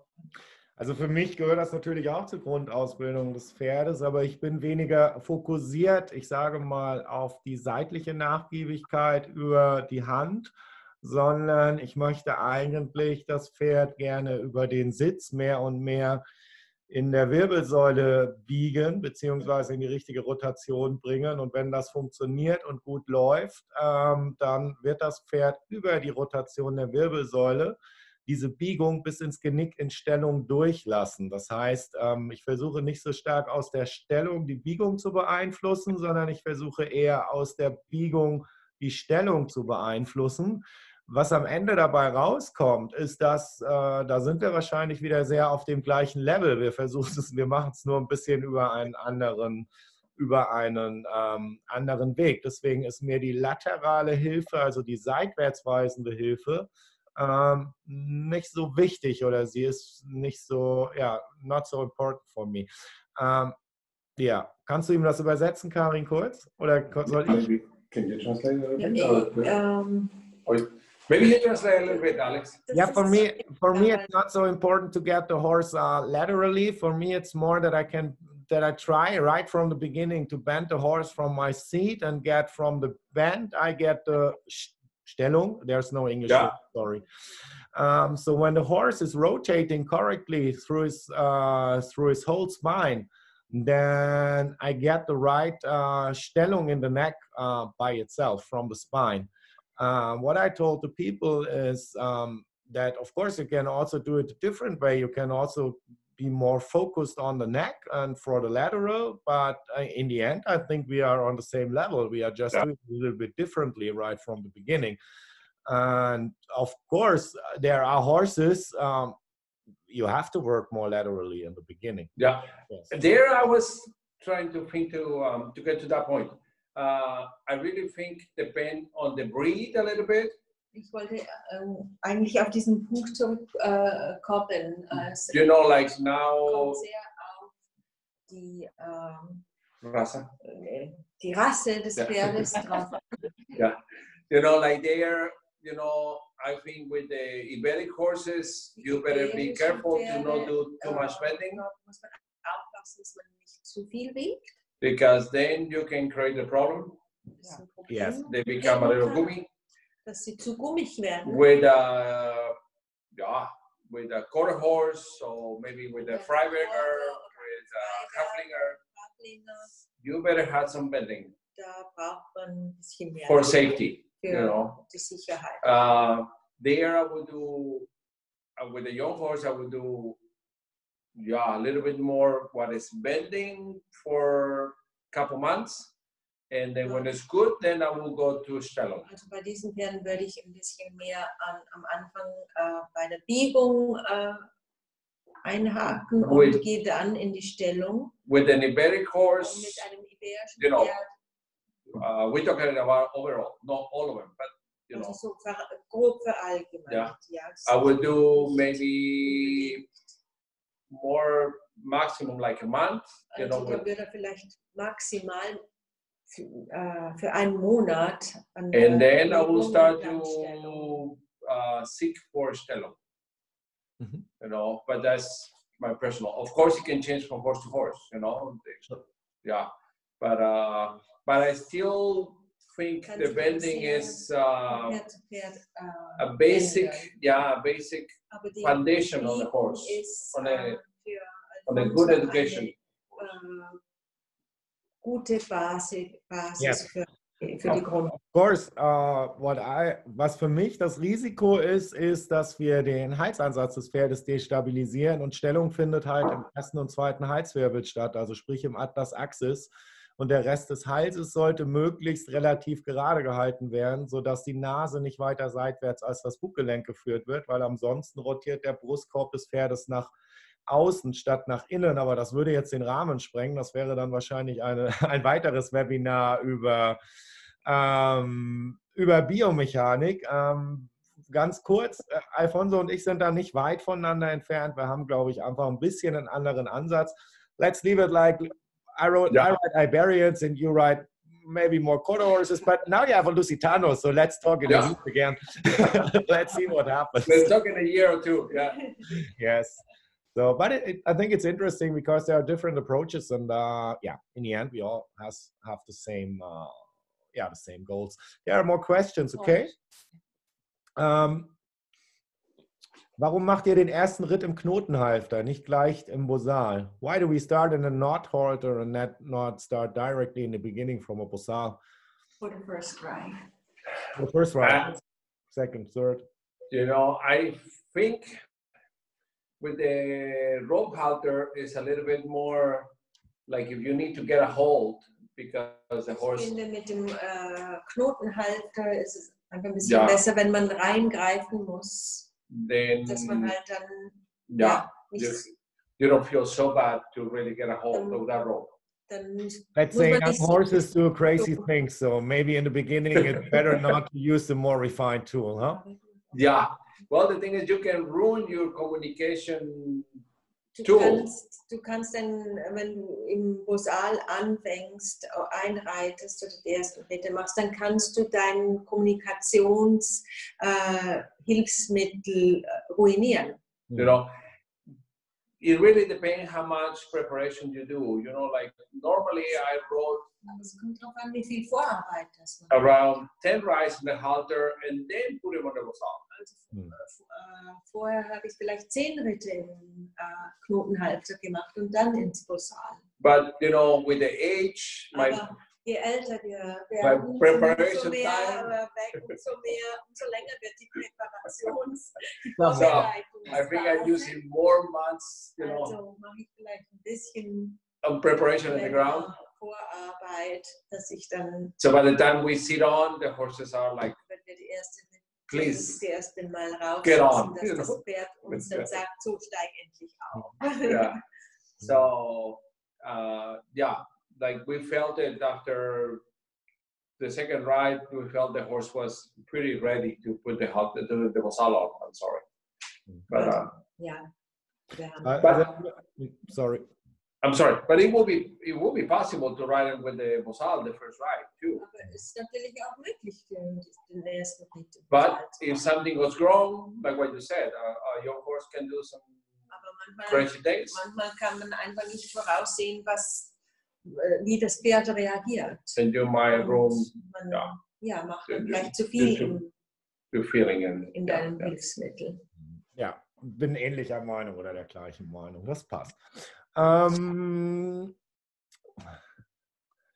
Liebe Laura Susanne Suttop, das ist eine sehr interessante Frage. Natürlich ist mir auch bekannt, dass das Pferd 6 Beine hat, nämlich noch 2 Zungenbeine dazu zu den 4 Beinen. Das können wir gleich gerne noch besprechen.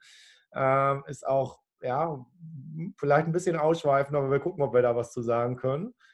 Do you prepare a horse from the ground first with a Bosal? Sure. yes, Yes. definitely. Yeah. You know, Alex, maybe I can put a little commercial here if it's okay for you. Of course. Bisschen Werbung hier machen. You know, we were just making a video for the online Pferdemesse. Ja. Wir haben ein Video gemacht für die Online-Pferdemesse. And we participating with 2 videos. And the Pferdemesse, who is organized by the area, Wir haben 2 Videos the online, für die Online-Pferdemesse von Arjen gemacht. and one of those is the riding of the young horse. Eines davon ist das Reiten von unserer Jungstute. That will be, I think that's the 10th ride, Ist der 10. Ritt. and they're going to be able to see it if they participate on the Pferdemesse Wenn ihr dort mitmacht online. dann könnt ihr online dieses Video sehen. Yeah, they're going to be able to see what we're talking about the preparation on the ground a little bit, and a little bit about the use of the Bosal on a really young horse. Ihr könnt sehen, wie man das Bosal bei den ersten Ritten gebraucht und anwendet und was für Vorbereitungen das man macht. I did a video too about a young horse, but a second ride. Okay, yeah, Yeah, okay, Hackamore. okay. So Yeah, you're gonna 6 years have- old. 6 years old. Okay, But we can talk later about that. Okay, that's pretty good. Do you roll it on the halter? Yeah. Yeah. Just one rein on the halter. Just a few steps, nothing special. So, questions. Kann sich ein Pferd im Bosal aufrollen oder verleiht die Wirkung gegebenenfalls dazu? Auch das ist spannend. Würde ich auch gerne nach hinten verschieben und einmal weitergehen in unserer Thematik, wenn das für euch okay ist. Wir beantworten die Fragen aber nachher. So, let's go on in the schedule, huh? Yeah. So, reins. Tell us about the reins, please. Cool. Okay. Well, with the tradition, you know, Die Zügel, die The Tradition, the main hair rope, die Mähnhaar-Seile, Ropes. you know, yeah, of course, you know, when you had a good climate, Wenn du ein gutes Klima hast, when you had a good made rope, wenn du eine gut gemachte Rope hast, you know, the transmission about the energy is, you know, it's something that you hardly can compare. wie die Energie sich also über das Rope zum Pferd gelangt, das ist sehr schwierig eine andere so gute Möglichkeit zu finden. You know, of course, there's new materials now, like alpaca. Es gibt sehr viele neue Ropes, also Alpaka ist eines. Who can handle a little bit more the climate Das too. kann das Klima, raue Klima ein bisschen mehr handeln. But as you can see, you know, I'm no, focus only on that. You know, they really depend on the horse. You know, this young horse. Aber ich fokussiere mich nicht nur auf diese Seile. Also es kommt aufs Pferd drauf an. Zum Beispiel dieses letzte Pferd, das wir jetzt angeritten haben. She didn't like the main rope. Das Rope nicht And she gemocht. was really bothered on her Das hat sie sehr neck gestört. with the contact. Sie piekst die ganze Zeit. And we're riding her with the nylon. So Und jetzt haben wir mit dem nylon polyester. Polyester angefangen. As long as have a little bit of weight Solange es ein bisschen Gewicht hat and a little stiff, then that's my nicht favorite so ones. lose ist. Ja. Das ist sein Of course, in home, you know, here now Vorzug. Des. in Portugal, the weather is a little bit nicer Hier in sometimes than Portugal Germany. haben wir schöneres Wetter oder mehr Pferdemähnen Zügelwetter Yeah, als in and Deutschland. I ride a lot with the hair ropes, but if it's a little Und ich reite meistens wet, mit den, a little more humidity, then I ride with the other ones. mehr Luftfeuchtigkeit hat oder Regentage ist, dann reite ich natürlich in einem anderen. But I've been successful with both types. Man kann aber mit beiden Typen Erfolg haben. How about you, Alex? I'm on the lucky side of life. I have a human hair, Mikadi. Yeah. Well, that's why Nina have a short hair now. Yeah. It's not Nina's hair. Okay. Nein, Alfonso hat natürlich recht. Also Pferdehaar ist in der Mitte hohl von der Struktur. Das heißt, wenn es nass wird, saugt es sich voll und wird dadurch, dehnt sich aus und wird fest. Die meisten Mekaten, die wir hier haben, das hier ist eine Sarah Hagel, haben in der Mitte, ich weiß nicht, ob man sehen kann, einen Kern. Und dieser Kern saugt sich dann mit Wasser voll. Dadurch wird die Mekate sehr fest. Das ist dann hat man zwei Stöcke in der Hand. Da kann man nicht mehr wirklich reiten. Es gibt aber auch bei den Pferdehaarmekaten Optionen. Das hier ist zum Beispiel eine, die hat keinen Kern, die ist nur um sich geflochten. Die wird lange nicht so hart wie irgendeine andere Pferdehaarmekate, auch bei Feuchtigkeit. Und das hier ist Menschenhaar, die bleibt tatsächlich sehr weich, weil Menschenhaar von der Struktur innen nicht hohl ist. Aber natürlich ist es tatsächlich so, dass das traditionelle Material ist, das Pferdehaar, das Mähnenhaar. Mähnenhaar hat sehr viel Leben, ich präferiere das auch, finde das auch toll. Aber wenn die Mekate vom Gewicht und von der Dicke zum Bosal passt, ist auch nichts gegen einzuwenden, modernere Materialien zu verwenden, die einfach vielleicht für den Einsatz, den ihr plant, Wanderritte oder ähnliches, besser geeignet sind. Traditionell ist es Mähne, weil es damals einfach auch keine Polyropes gab. Insofern muss man gucken, was jeder so für sich präferiert. Ganz wichtig vielleicht, das ist, dass wir zum jeweiligen Bosal auch die jeweils passende Mekate haben. Das heißt, wir sollten eine Mekate haben, die in der Dicke des Bosals entspricht oder eine Größe dünner ist. Was wir nicht möchten, wir möchten nicht eine dicke Mekate an einem dünnen Bosal, das passt nicht zusammen. Dann hätten wir am Ende unten am Bosal einfach einen schweren, fetten Klumpen dran, der keine feine Hilfenübertragung mehr ermöglichen würde. Wir haben dafür aber auch ein schönes Bild von Alfonso, und zwar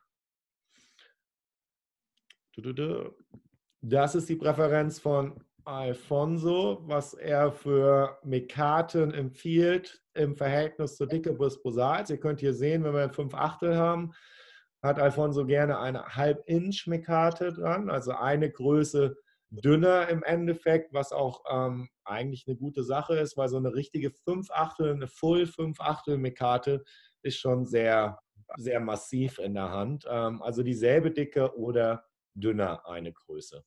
I was talking about the size of the Mekate comparing to the Bosal, but I think you got it. Maybe you can put the next picture, Alex. Oh yes, sorry, sure. The next picture after that one. This one? Yeah, the one, no, the one with the black horse. Up, a little bit up. No, lower. I'm sorry. Yeah, that one. That one.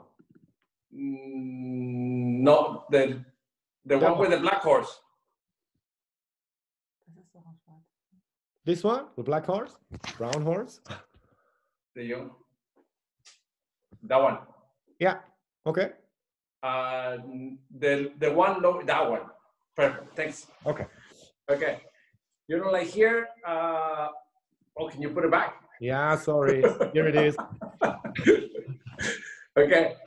Like there, you know, one of the things that they talk about the tradition is that they use the same size rope as the same size as Bosal. Also bei der Tradition heißt es ja eigentlich, dass man das gleiche Seil nehmen soll wie das Bosal, also die gleiche Dicke. Especially when you get to thicker Bosals. Vor allem wenn man auf dickere Bosale geht. And then when you start to use the mecates,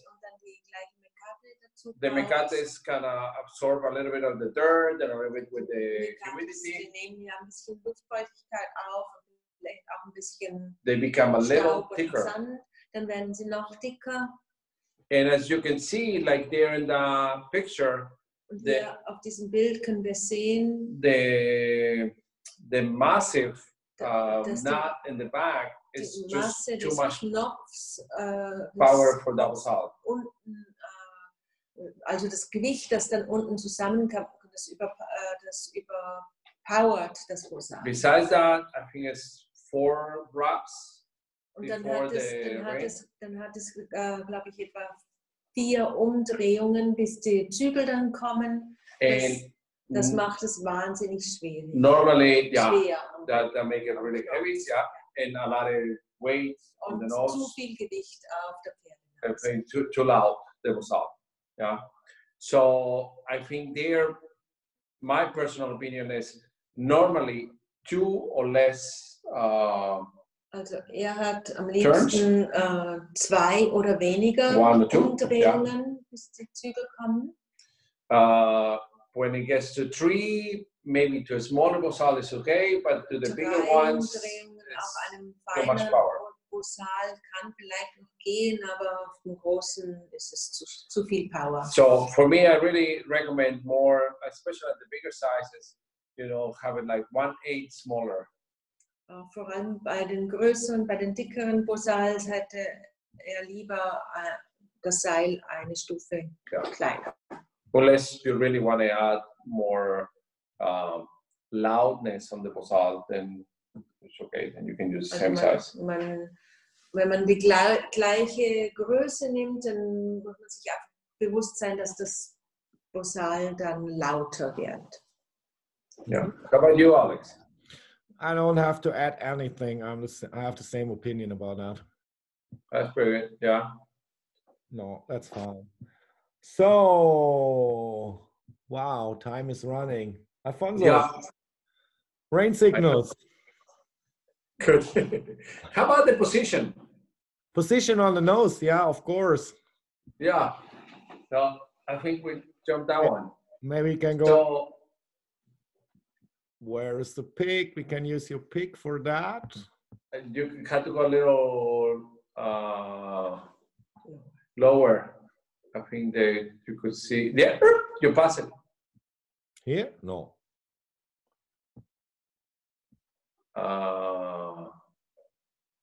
No, we have that skull pick here too. Yeah. Okay, go again. Go lower. No, there is no lower. It's not here anymore. Yeah, you pass it again. This one.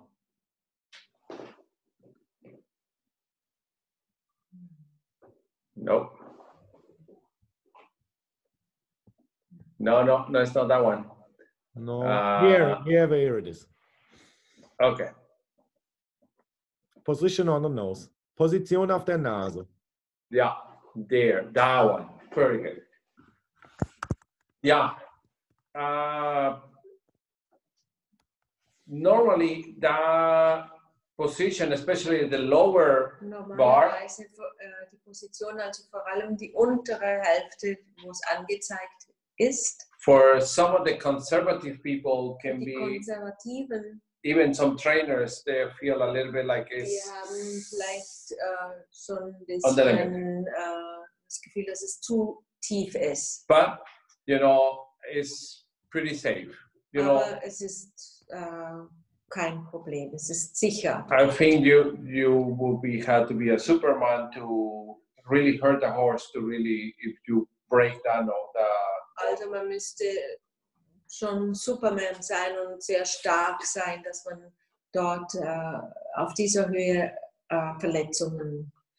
on a young horse. I would like to have it a little higher, Bei einem jungen Pferd hätte er es gerne ein bisschen höher, you know, on the higher line. also eher auf die obere Linie zu. And when the horse is getting a little bit more educated, then I would like to have it on the lower to Ja, get the Weiter signals way more clear. ausgebildet ist, dann hätte er es gerne ein bisschen tiefer, also eher in der Nähe der unteren Linie, um das Signal ein bisschen genauer machen. In my opinion, you know, the Bosal will give a way better, clear signal Seiner if Meinung it's a nach little gibt lower, das Bosal genauere Zeichen, wenn es ein bisschen tiefer because ist. it have a way better chance to rotate and give the time Weil to es the mehr horse to respond. Möglichkeit hat zu rotieren und dem Pferd Zeit gibt zu antworten. If it's a little bit on the higher side, Wenn es höher it's just the oben ist, information, in my opinion, come too quick because you don't have a chance to really rotate. zu schnell, weil es nicht so rotieren kann. That's pretty much all what I want to say. Alex, what do you Was want to meinst add du, there Alex? with this call?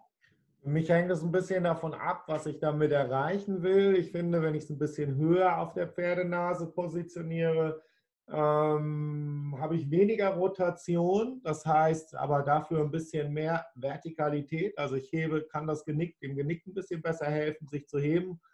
Habe ich ein Pferd, was Schwierigkeiten hat, das Genick zu öffnen und die Garnasche zu schließen, würde ich eher auch wie Alfonso ein bisschen tiefer gehen, einfach um mehr Rotation im Bosal zu haben. Es hängt also tatsächlich davon ab, was ich ein Pferd habe. Habe ich ein Pferd, war vorher auch kurz die Frage, was sogar dazu neigt, sich eng zu machen, vielleicht hinter die Senkrechte zu gehen oder ähnliches, würde ich auch wieder eher höher gehen im Bosal.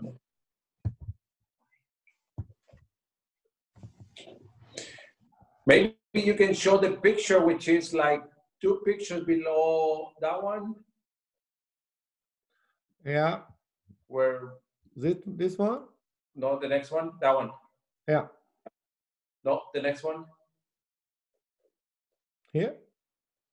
Yeah, that one. Okay. So, no, can you put it back? It's still here? No. This? Yeah.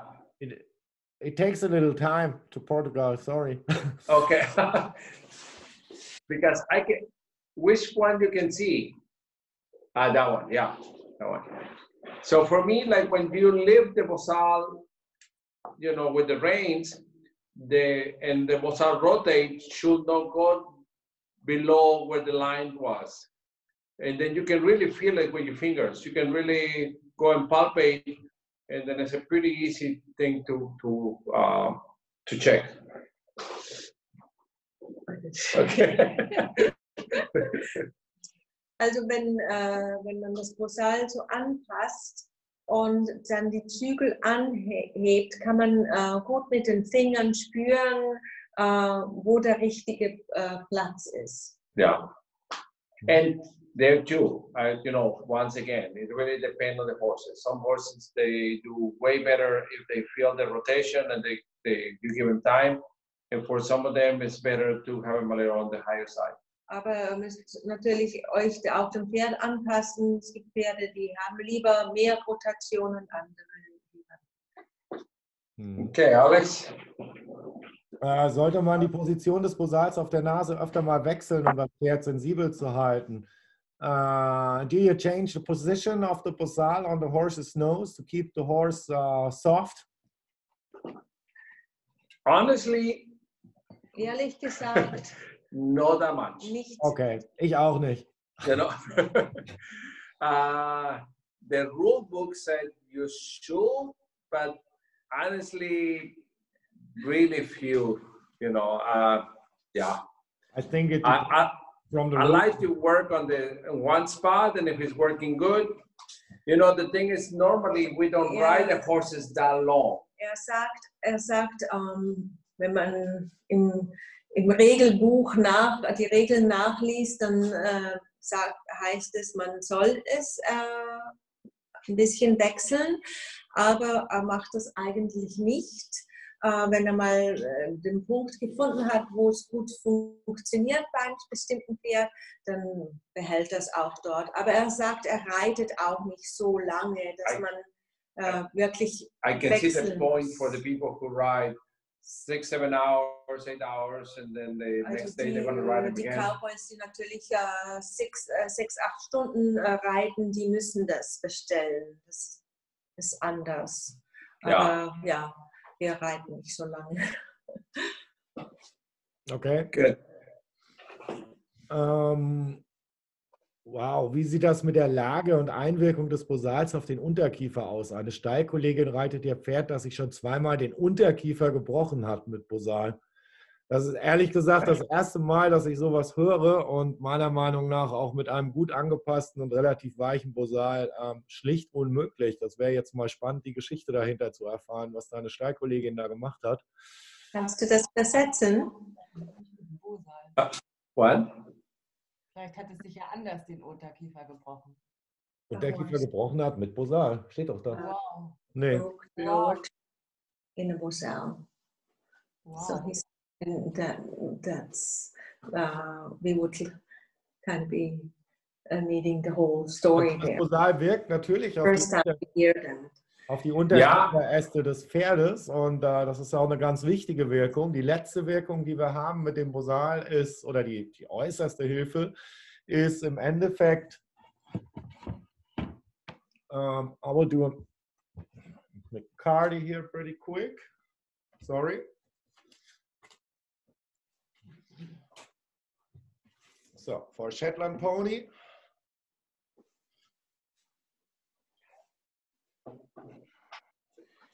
You know, I think to break a lower jaw, Ich denke, damit, einen Unterkiefer zu brechen, it will have to be with the technique of, you know, hätte es müsste es eigentlich fast mit der like a really Technik, fast dass pull. man wirklich einen schnellen, starken Schlag auf den Zügel aufsetzt. Also, Which normally, then you can do that. You can hurt the horse with the snaffle bit the same. aber ja, das würde im Snaffle auch passieren. If the pull don't come sharp, you know, it can be hard but not sharp.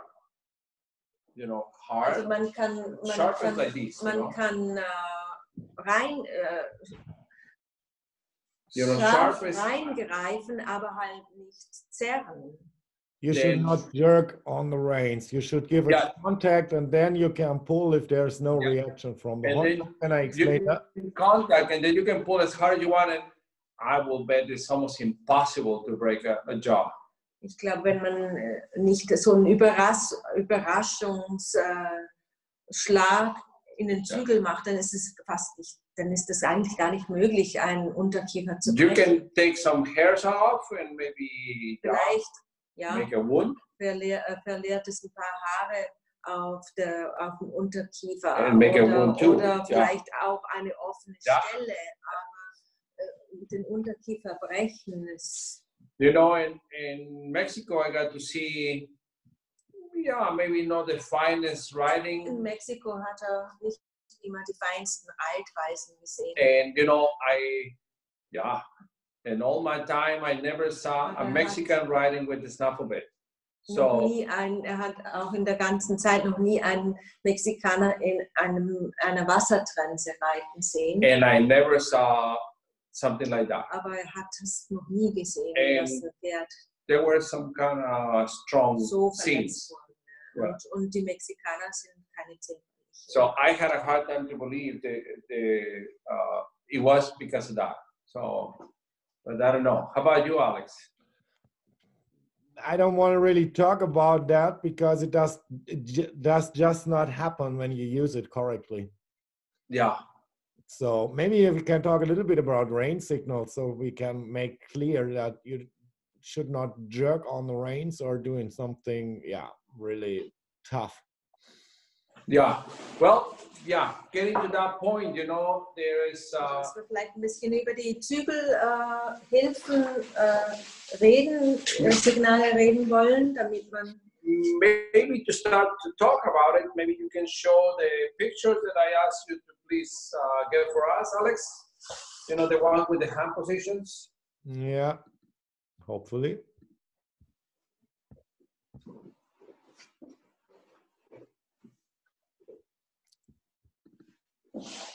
This one or the one with the clock? That one. Okay. That one. Probably a lot of people know, I like to talk about the clock. As they can see. Die Alfonso kennen, wissen auch, dass er gerne die Uhr braucht, die Zügelhilfen zu erklären. And the lower picture on your left. Auf dem unteren Foto, also die Zeichnung links. Yeah. Then you can see there is a clock. Und hier sehen, wie die Uhr ist und wie man eigentlich in der Mitte der Uhr sitzt. So you can see 9 o'clock will be on your left side, 3 o'clock is on your right side. Linken Seite, 3 ist auf deiner rechten Seite. And then you can point like 5 o'clock and 7 o'clock. 5 und 7 zeigen. Yeah.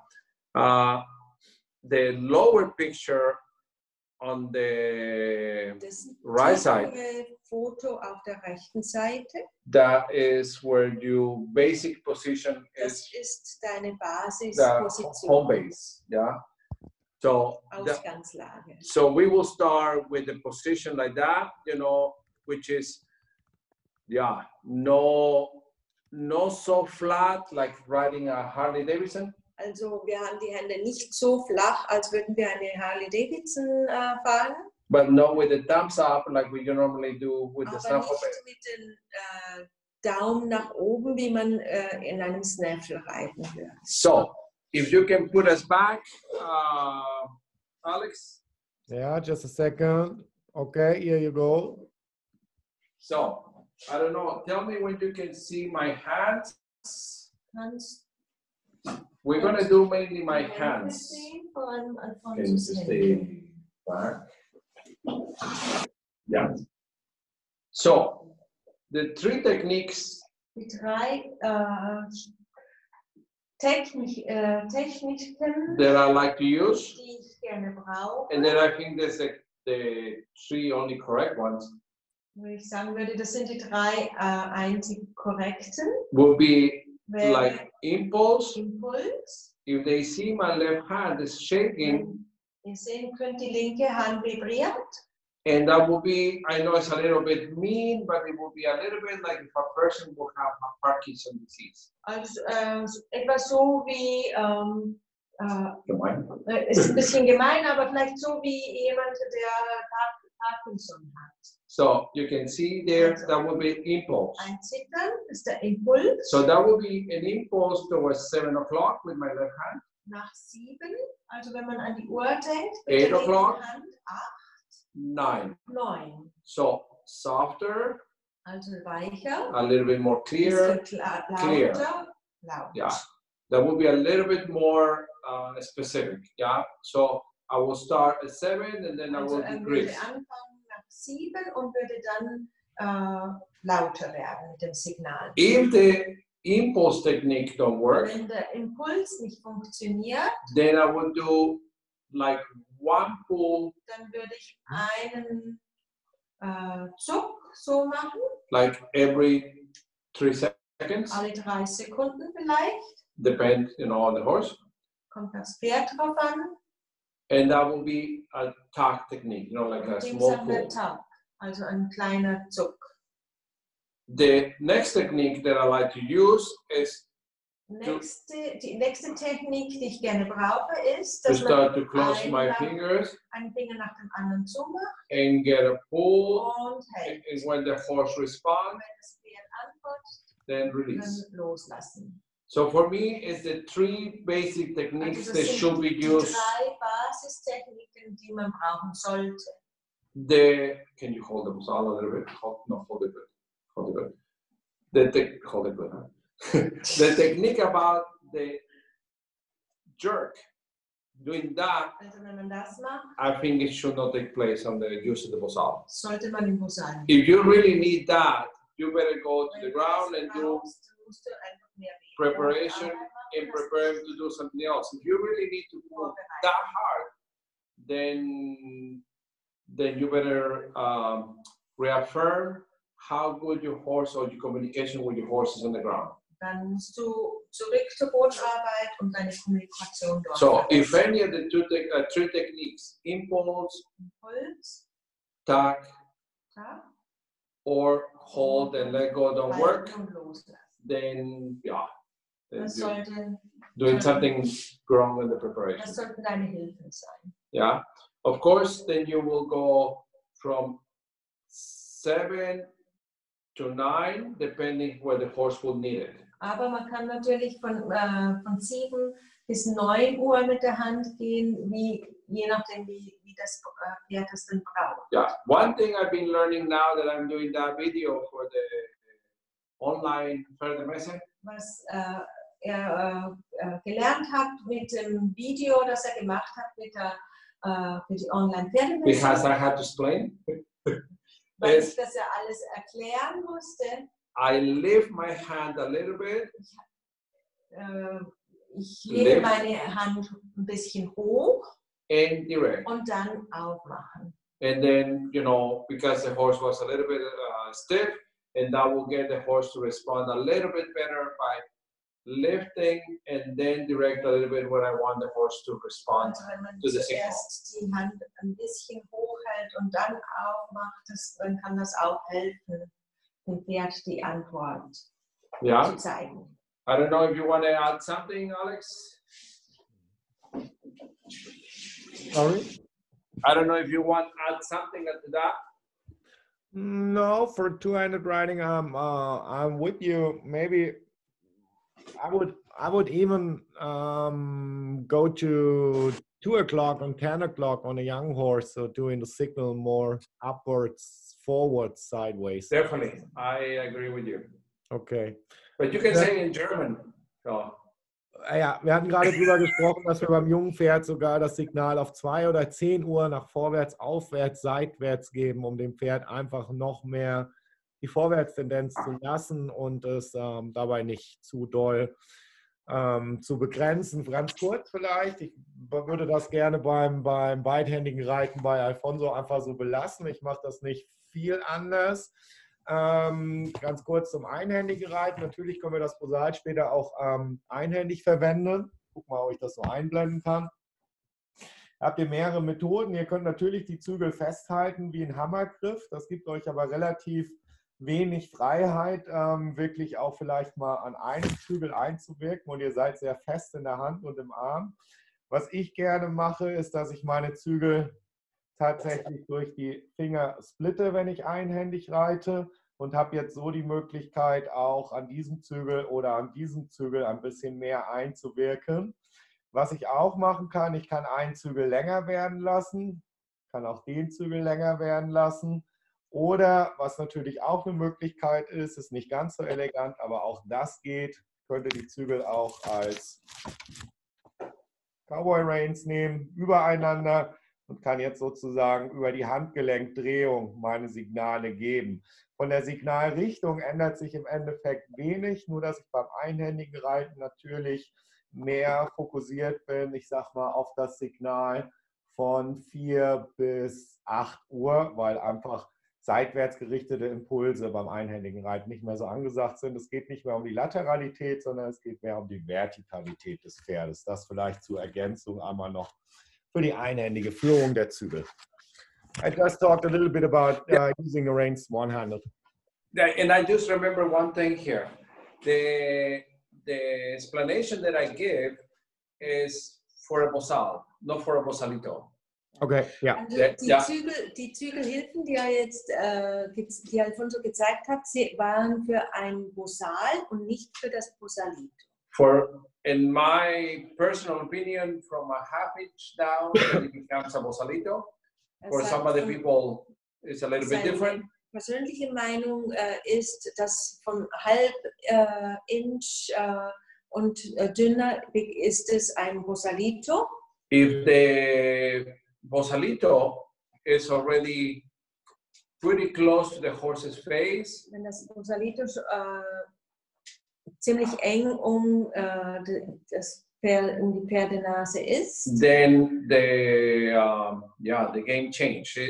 Those hand signals are not going to work. Also dann funktionieren diese Maybe Handsignale nicht we mehr can do it wie quick. gezeigt. I know we're running a little bit out of time, but Vielleicht können wir das nochmal schnell zeigen. Here I will. Then now I would use my hands more this way, not so much Wenn ich meine like that. Hände nicht so flach, sondern wieder mehr aufgestellt. And then I would use my hand as a rotation Und here. das ist mehr eine Rotation aus dem Handgelenk raus. You know, just the screen like playing a little bit like a piano type. Man so Piano spielen mit den And Fingern. with a little bit Und rotation ein bisschen towards Rotation the inside. nach innen. Maybe lifting a little bit the hand, you know, depending where I want. Because in that point, when I'm riding with that more closer to the face, then I will start working a little more like in the stellum. You know, definitely the stellum should work. Dann auch, wenn das Pferd dann so weit ist, dann arbeitet er auch mehr an der Stellung. Ja. So, und ja. Was habe ich dann noch? Was vergessen? Okay, so that would be a pretty different handling of the reins, and I think it's a little bit more like the way you explain it with the one hand, Alex. Yeah. Yeah, I think it was good that you explained that. So, and after that, we would go, to the one-handed riding. Yeah. So, okay, cool. Also das wäre in der Reihenfolge, wenn ich das Englisch noch übersetzen darf, wäre zuerst das Bosal, dann zweihändig Bosalito und dann einhändig Bosalito. Als Reihenfolge. Yeah. Pretty good. So we're gonna go to the most common thing, or we're gonna go to the questions? What do you want to do, Alex? Tell me. We can do both. How many questions we have? We still have a lot of questions. We have people that are scared about me because I'm coughing. But I'm healthy. Everything's fine. I know the temperature or something like that. I'm okay. So that can be transmitted by webinar. Yeah. Sorry, I was reading questions. Okay, let's go to what is the most common mistake you see in courses? Was ist der größte Fehler, den du bei Kursen siehst im Bosal, wenn Leute im Bosal reiten? Yeah, myself, some of the most common things is, people try to be always versuchen, do the softest for the horse. So fein wie möglich für das Pferd zu sein. And I don't know, don't get me wrong with this. You know, a lot of Verstehe times das aber nicht falsch. when things don't work, Wenn die Sachen nicht funktionieren, do less and things start to work. manchmal macht man weniger und dann funktioniert es. But Aber some of the common things is that people go Es ist like a really häufig, small dass Bosals, man- you know, like the question we had about the half inch. zum Beispiel, als wir die Frage mit dem Halb-Inch hatten And yeah, the horse is not ready for that yet. und das Pferd noch nicht so weit ist. And one of the, probably the most common one I see is people don't use the lateral flexion. The Bosal should be, the horse should Ich run with the sehe Bosal sehr first. häufig, dass das Pferd die laterale Biegung, So the horse should run first, you know. The horse should run. yeah, but the most common mistake. Yeah, the people don't do that. Also Don't teach that. dass die laterale Biegung nicht beigebracht For wird. me, they use the reins really similar than if they would have a snaffle Sie bit. brauchen die Zügel sehr ähnlich, als hätten sie ein Snaffle-Bit, also eine Wassertrense. But they expect that the Bosal work as a Bosal, but they using the reins like a snaffle bit. Aber das Bosal sollte als Bosal wirken, also mehr lateral, aber die Zügelhilfen sind mehr für die Wassertrense. So how about you, Alex? What is the most common mistakes you see on your courses when people come with the Bosal? Also der größte Fehler, den ich bei den Kursen sehe, ist, dass die Pferde im Hals überbogen werden, dass zu viel am inneren Zügel die Nase nach innen geholt wird und das Pferd damit aus der Balance geworfen wird. You want a translation? Yeah. Okay, the most common Yeah. mistake I can see on the clinics is that the people bend the horses too much on the inside rein. And they overbend the neck and bring the horses out of balance, which some trainers really educated like that. So you have to bring the horse to the knee or something like that, and the horse has to canter. Wow. Yeah, it's pretty common in reining training, and there are a lot Yeah. of training trainers who do in Hackamore training now. So Yeah. for me, the most common mistake. How about holding on the rein too long? Yeah, you know, Karin had a little bit of question there. Like, how about if some of the common mistakes, especially with the Bosal, is that holding on the rein too long? Yeah. For me too. You know, Bosal is, in my opinion, it's really, I want to see the Bosal with a little bit looser rein. Möchte das Bosal gern sehen mit einem lockeren Zügel. Mhm. Yeah. Also, dass man nicht, wenn man eine Hilfegebung gibt, dass man nicht zu lange hält. You know, when we get to Bosalito, then I would like to see a really nice soft contact with the reins, Wenn with man dann both. zum Bosalito übergeht, dann möchte er gerne sehen, dass man einen leichten Kontakt am Zügel hat. But to get that really light, soft contact with the Bosal and don't teach him to lean it's really difficult. Aber im Bosal einen leichten Kontakt zu finden, ohne dass das Pferd lernt, darauf zu legen, ist sehr schwierig. How about you, Alex? What do you think?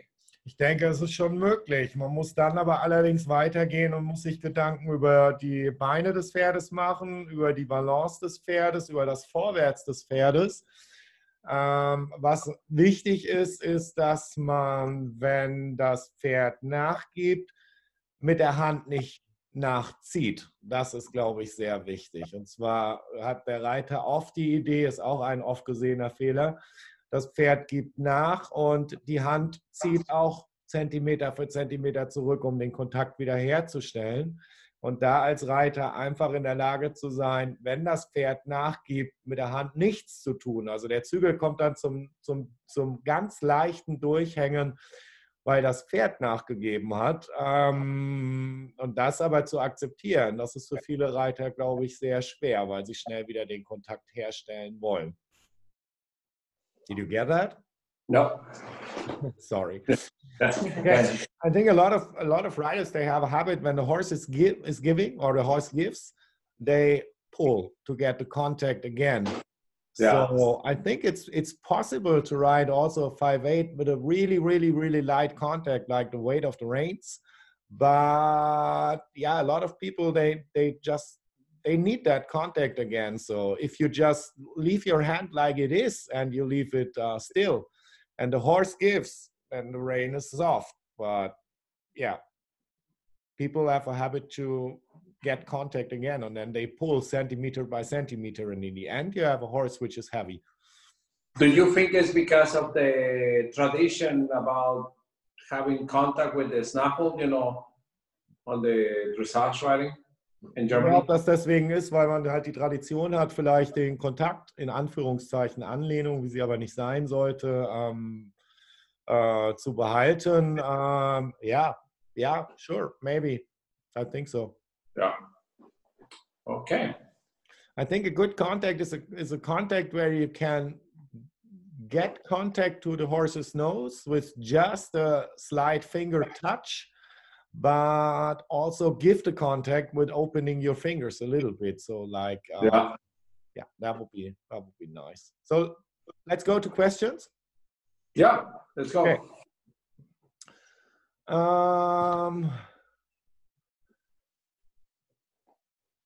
What do you think? Can you ride a horse for a lifetime in a Hackamore or in a Bosal?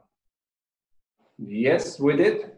You know, we had Ja, wir haben. we had Juana, who never had a bit in the mouth. Juana hat nie was im Mund She's gehabt. 29 now. 29. She got started on the Bosal, and Sie wurde das all her Bosal life was eingeritten und war dann Bosal. I think I think it's possible. Ja, es ist möglich. Also ich möchte dazu auch sagen, es wurde immer so gemacht und es wird auch noch so gemacht. Nicht jedes Hackamore-Pferd musste irgendwann ein Spit- und Bridle Horse werden. Wenn ein Pferd fest oder unsensibel in der Hand wird, beziehungsweise im Bosal, ist es nicht die Schuld der Zäumung, es ist schlicht die Schuld der Hand, die Zäumung bedient. Also man kann natürlich ein Leben lang ein Pferd in der Hackamore weich und soft reiten und auch immer noch weicher, sensibler kriegen. Die Frage, die sich hier stellt, dann besser das Halber oder das Dreiviertel, dann besser mit Sicherheit das Halber, weil das einfach eine feinere, sensiblere Hilfengebung ermöglicht. Es sei denn, man möchte, Alfonso hat vorher kurz erörtert, wofür er das Dreiviertel nimmt, für die Grundausbildung. Wenn das Ziel ist für das Leben, dass man immer in diesem Level bleiben will, kann man sicher auch in einem Dreiviertel bleiben. Wenn man weiterkommen möchte, finde ich es durchaus sinnvoll, in 5/8 oder 1/2 Inch zu gehen. Yeah. You know, in the end, you know, let's see how many questions we have. In the end, I will have one question for both of us, you know. Okay. Related to this, but I want to see the questions from the people first. Hier ist eine Frage, wie sieht es mit dem Lockern des Kiefers ohne Gebiss aus? Es geht doch besser mit Gebiss, das hierzu benötigte Kauen anzuregen. Oder, ja, hört man oft.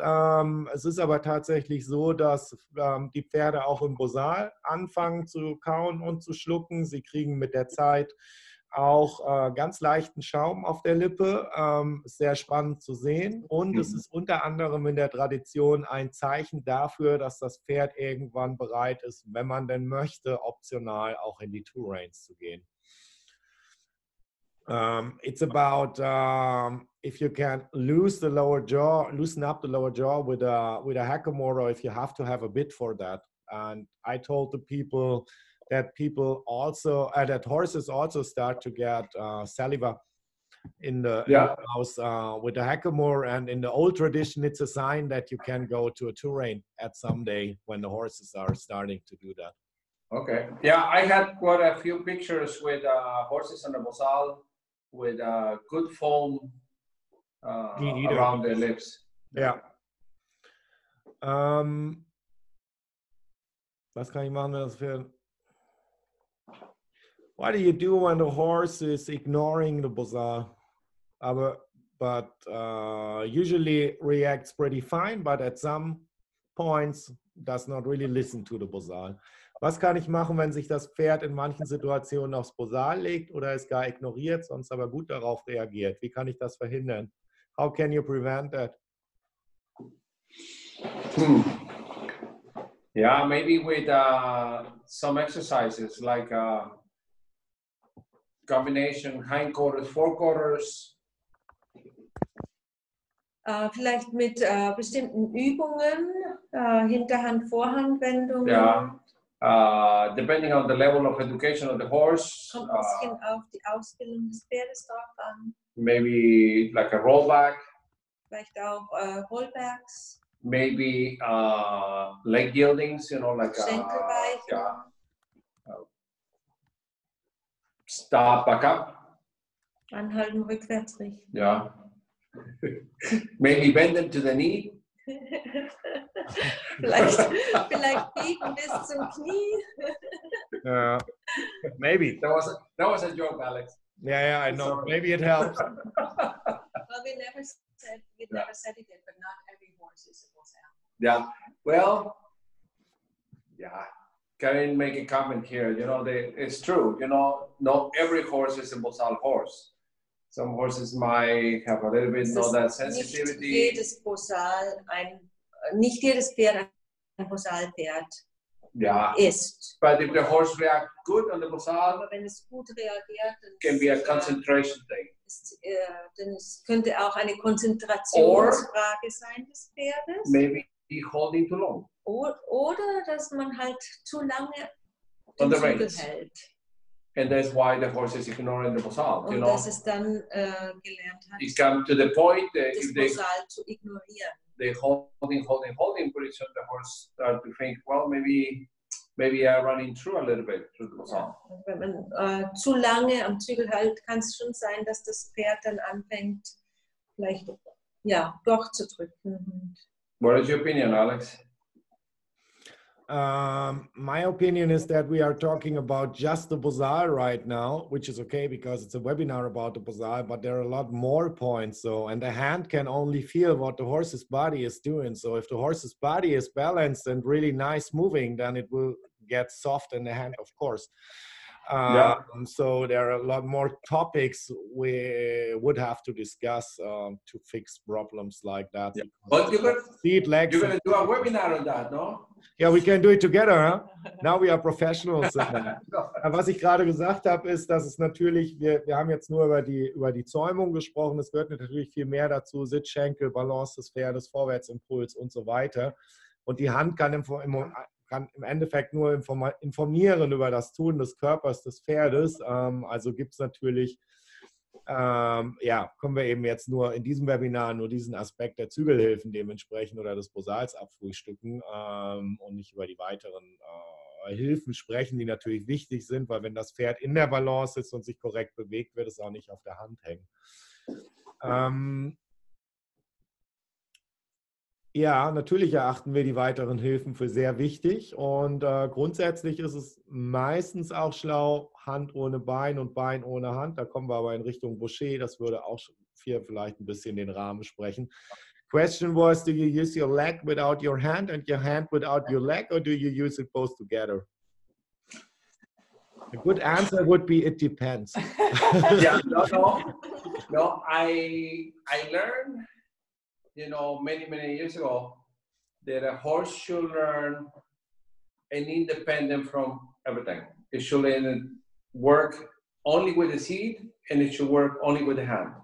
Okay.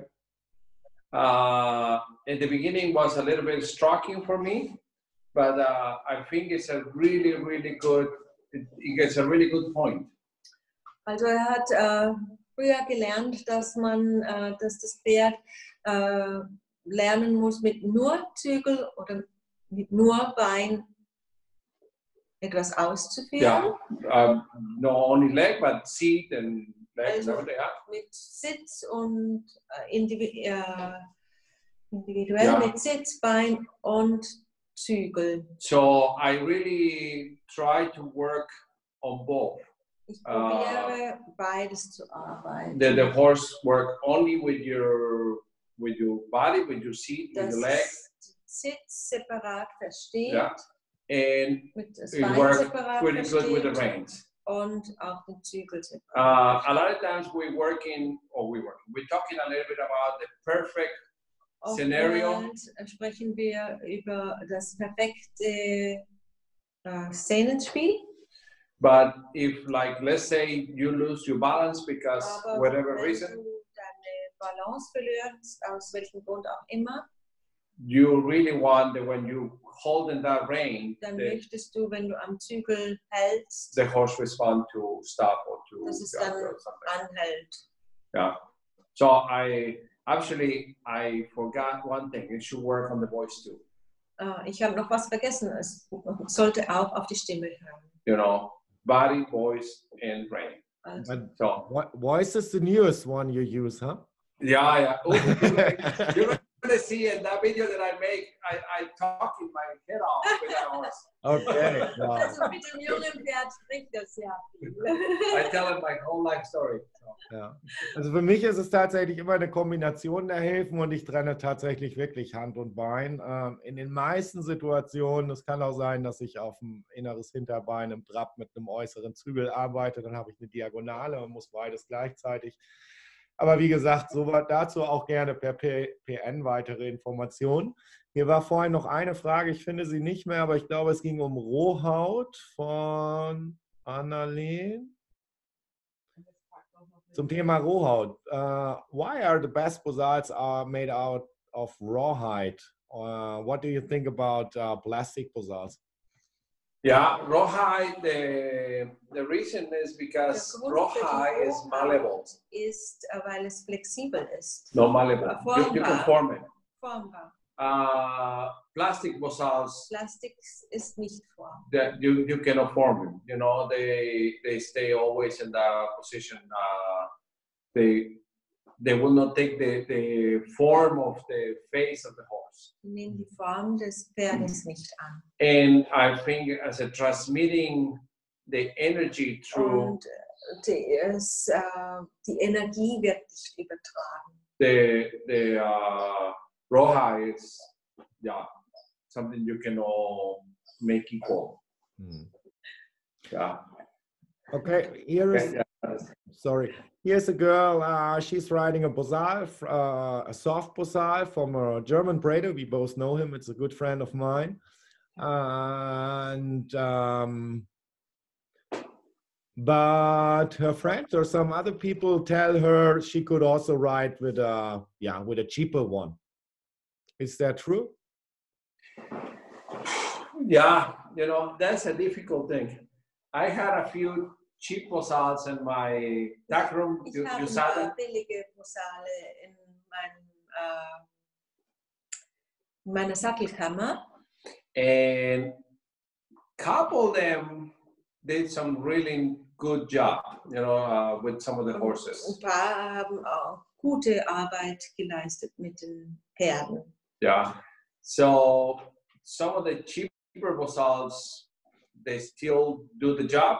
I've been, you know, like there Also, die billigeren können auch. we might agree, you know, depending on your hands, how good your hands are, Kommt aber auch drauf an, wie gut deine Hände sind. you know. But I think we have to be a little careful because cheap Bosals might don't give the clear signals as some of the better made Bosals. Aber wir müssen aufpassen, manchmal geben billigere Bosale nicht die gleichen klaren Signale wie die teureren. You know, depend what you want. If you just want to go outside the forest and look at the birds and the trees. Kommt ein bisschen drauf an, was man machen will mit dem Bosal, wenn ihr nur ausbreiten wollt und Then die it's Pferde okay, you know. die Vögel in den Bäumen If you beobachten want wollt, ist das okay. to be more specific about Wenn ihr genauer arbeiten wollt, how your horse biomechanics or movement or position is, die Biomechanik eures Pferdes funktioniert und arbeitet, then you might want something which is more specific, more clear what you möchte want man to, vielleicht what etwas, signal you are. ein Bosal, das ein bisschen genauer ist. Okay, vielleicht ein ganz kurzes Beispiel. Ich mache ja diverse Kurse an den Wochenenden, wenn ich dann mal wieder raus darf. Und ich habe immer Bosals auf meinen Kursen dabei. Und ich habe ganz oft diese Frage auf dem Kurs von Leuten, die jetzt beispielsweise ein Bosal haben, was vielleicht grundsätzlich, wenn ich es mir angucke, erstmal nicht meinem Qualitätsstandard entsprechen würde. Was ich mache ist, ich sage, reite dein Bosal, reite eins von meinen, probiere aus und wenn am Ende deins genauso gut funktioniert wie meins, ist alles toll, dann brauchst du kein neues. Wenn meins besser ist oder du findest es besser, dann kannst du immer noch überlegen, ob du eins kaufst. Und ich muss tatsächlich sagen, ich hatte, ich glaube, ganz selten bis fast nie Reitschüler, die nachher nicht auf ein hochwertigeres Bosal umgeschwenkt haben. Ja, ich hoffe, das beantwortet die Frage. Dazu muss man sagen, dass du keine Bosals verkaufst. Nein, ich verkaufe keine Bosals, deswegen halte ich mich ja auch zurück mit den Namen von irgendwelchen Braidern. Woran erkenne ich beim Bosal, ob es klare, genaue Signale gibt oder nicht? Da muss man sich ein bisschen auf den Braider, denke ich, verlassen, auf die Qualität, von der man ausgeht und natürlich am eigenen Pferd. Es war ja aber noch eine sehr schöne Frage. Und zwar, was macht ihr, wenn das Pferd sich im Bosal verwerft? What do you do when the horse is tilting the neck in the Hackamore? Then maybe work a little bit more with the seat. Okay. Versuche mehr mit dem Sitz zu arbeiten. Yeah, maybe get them to finding the rhythm a little bit better.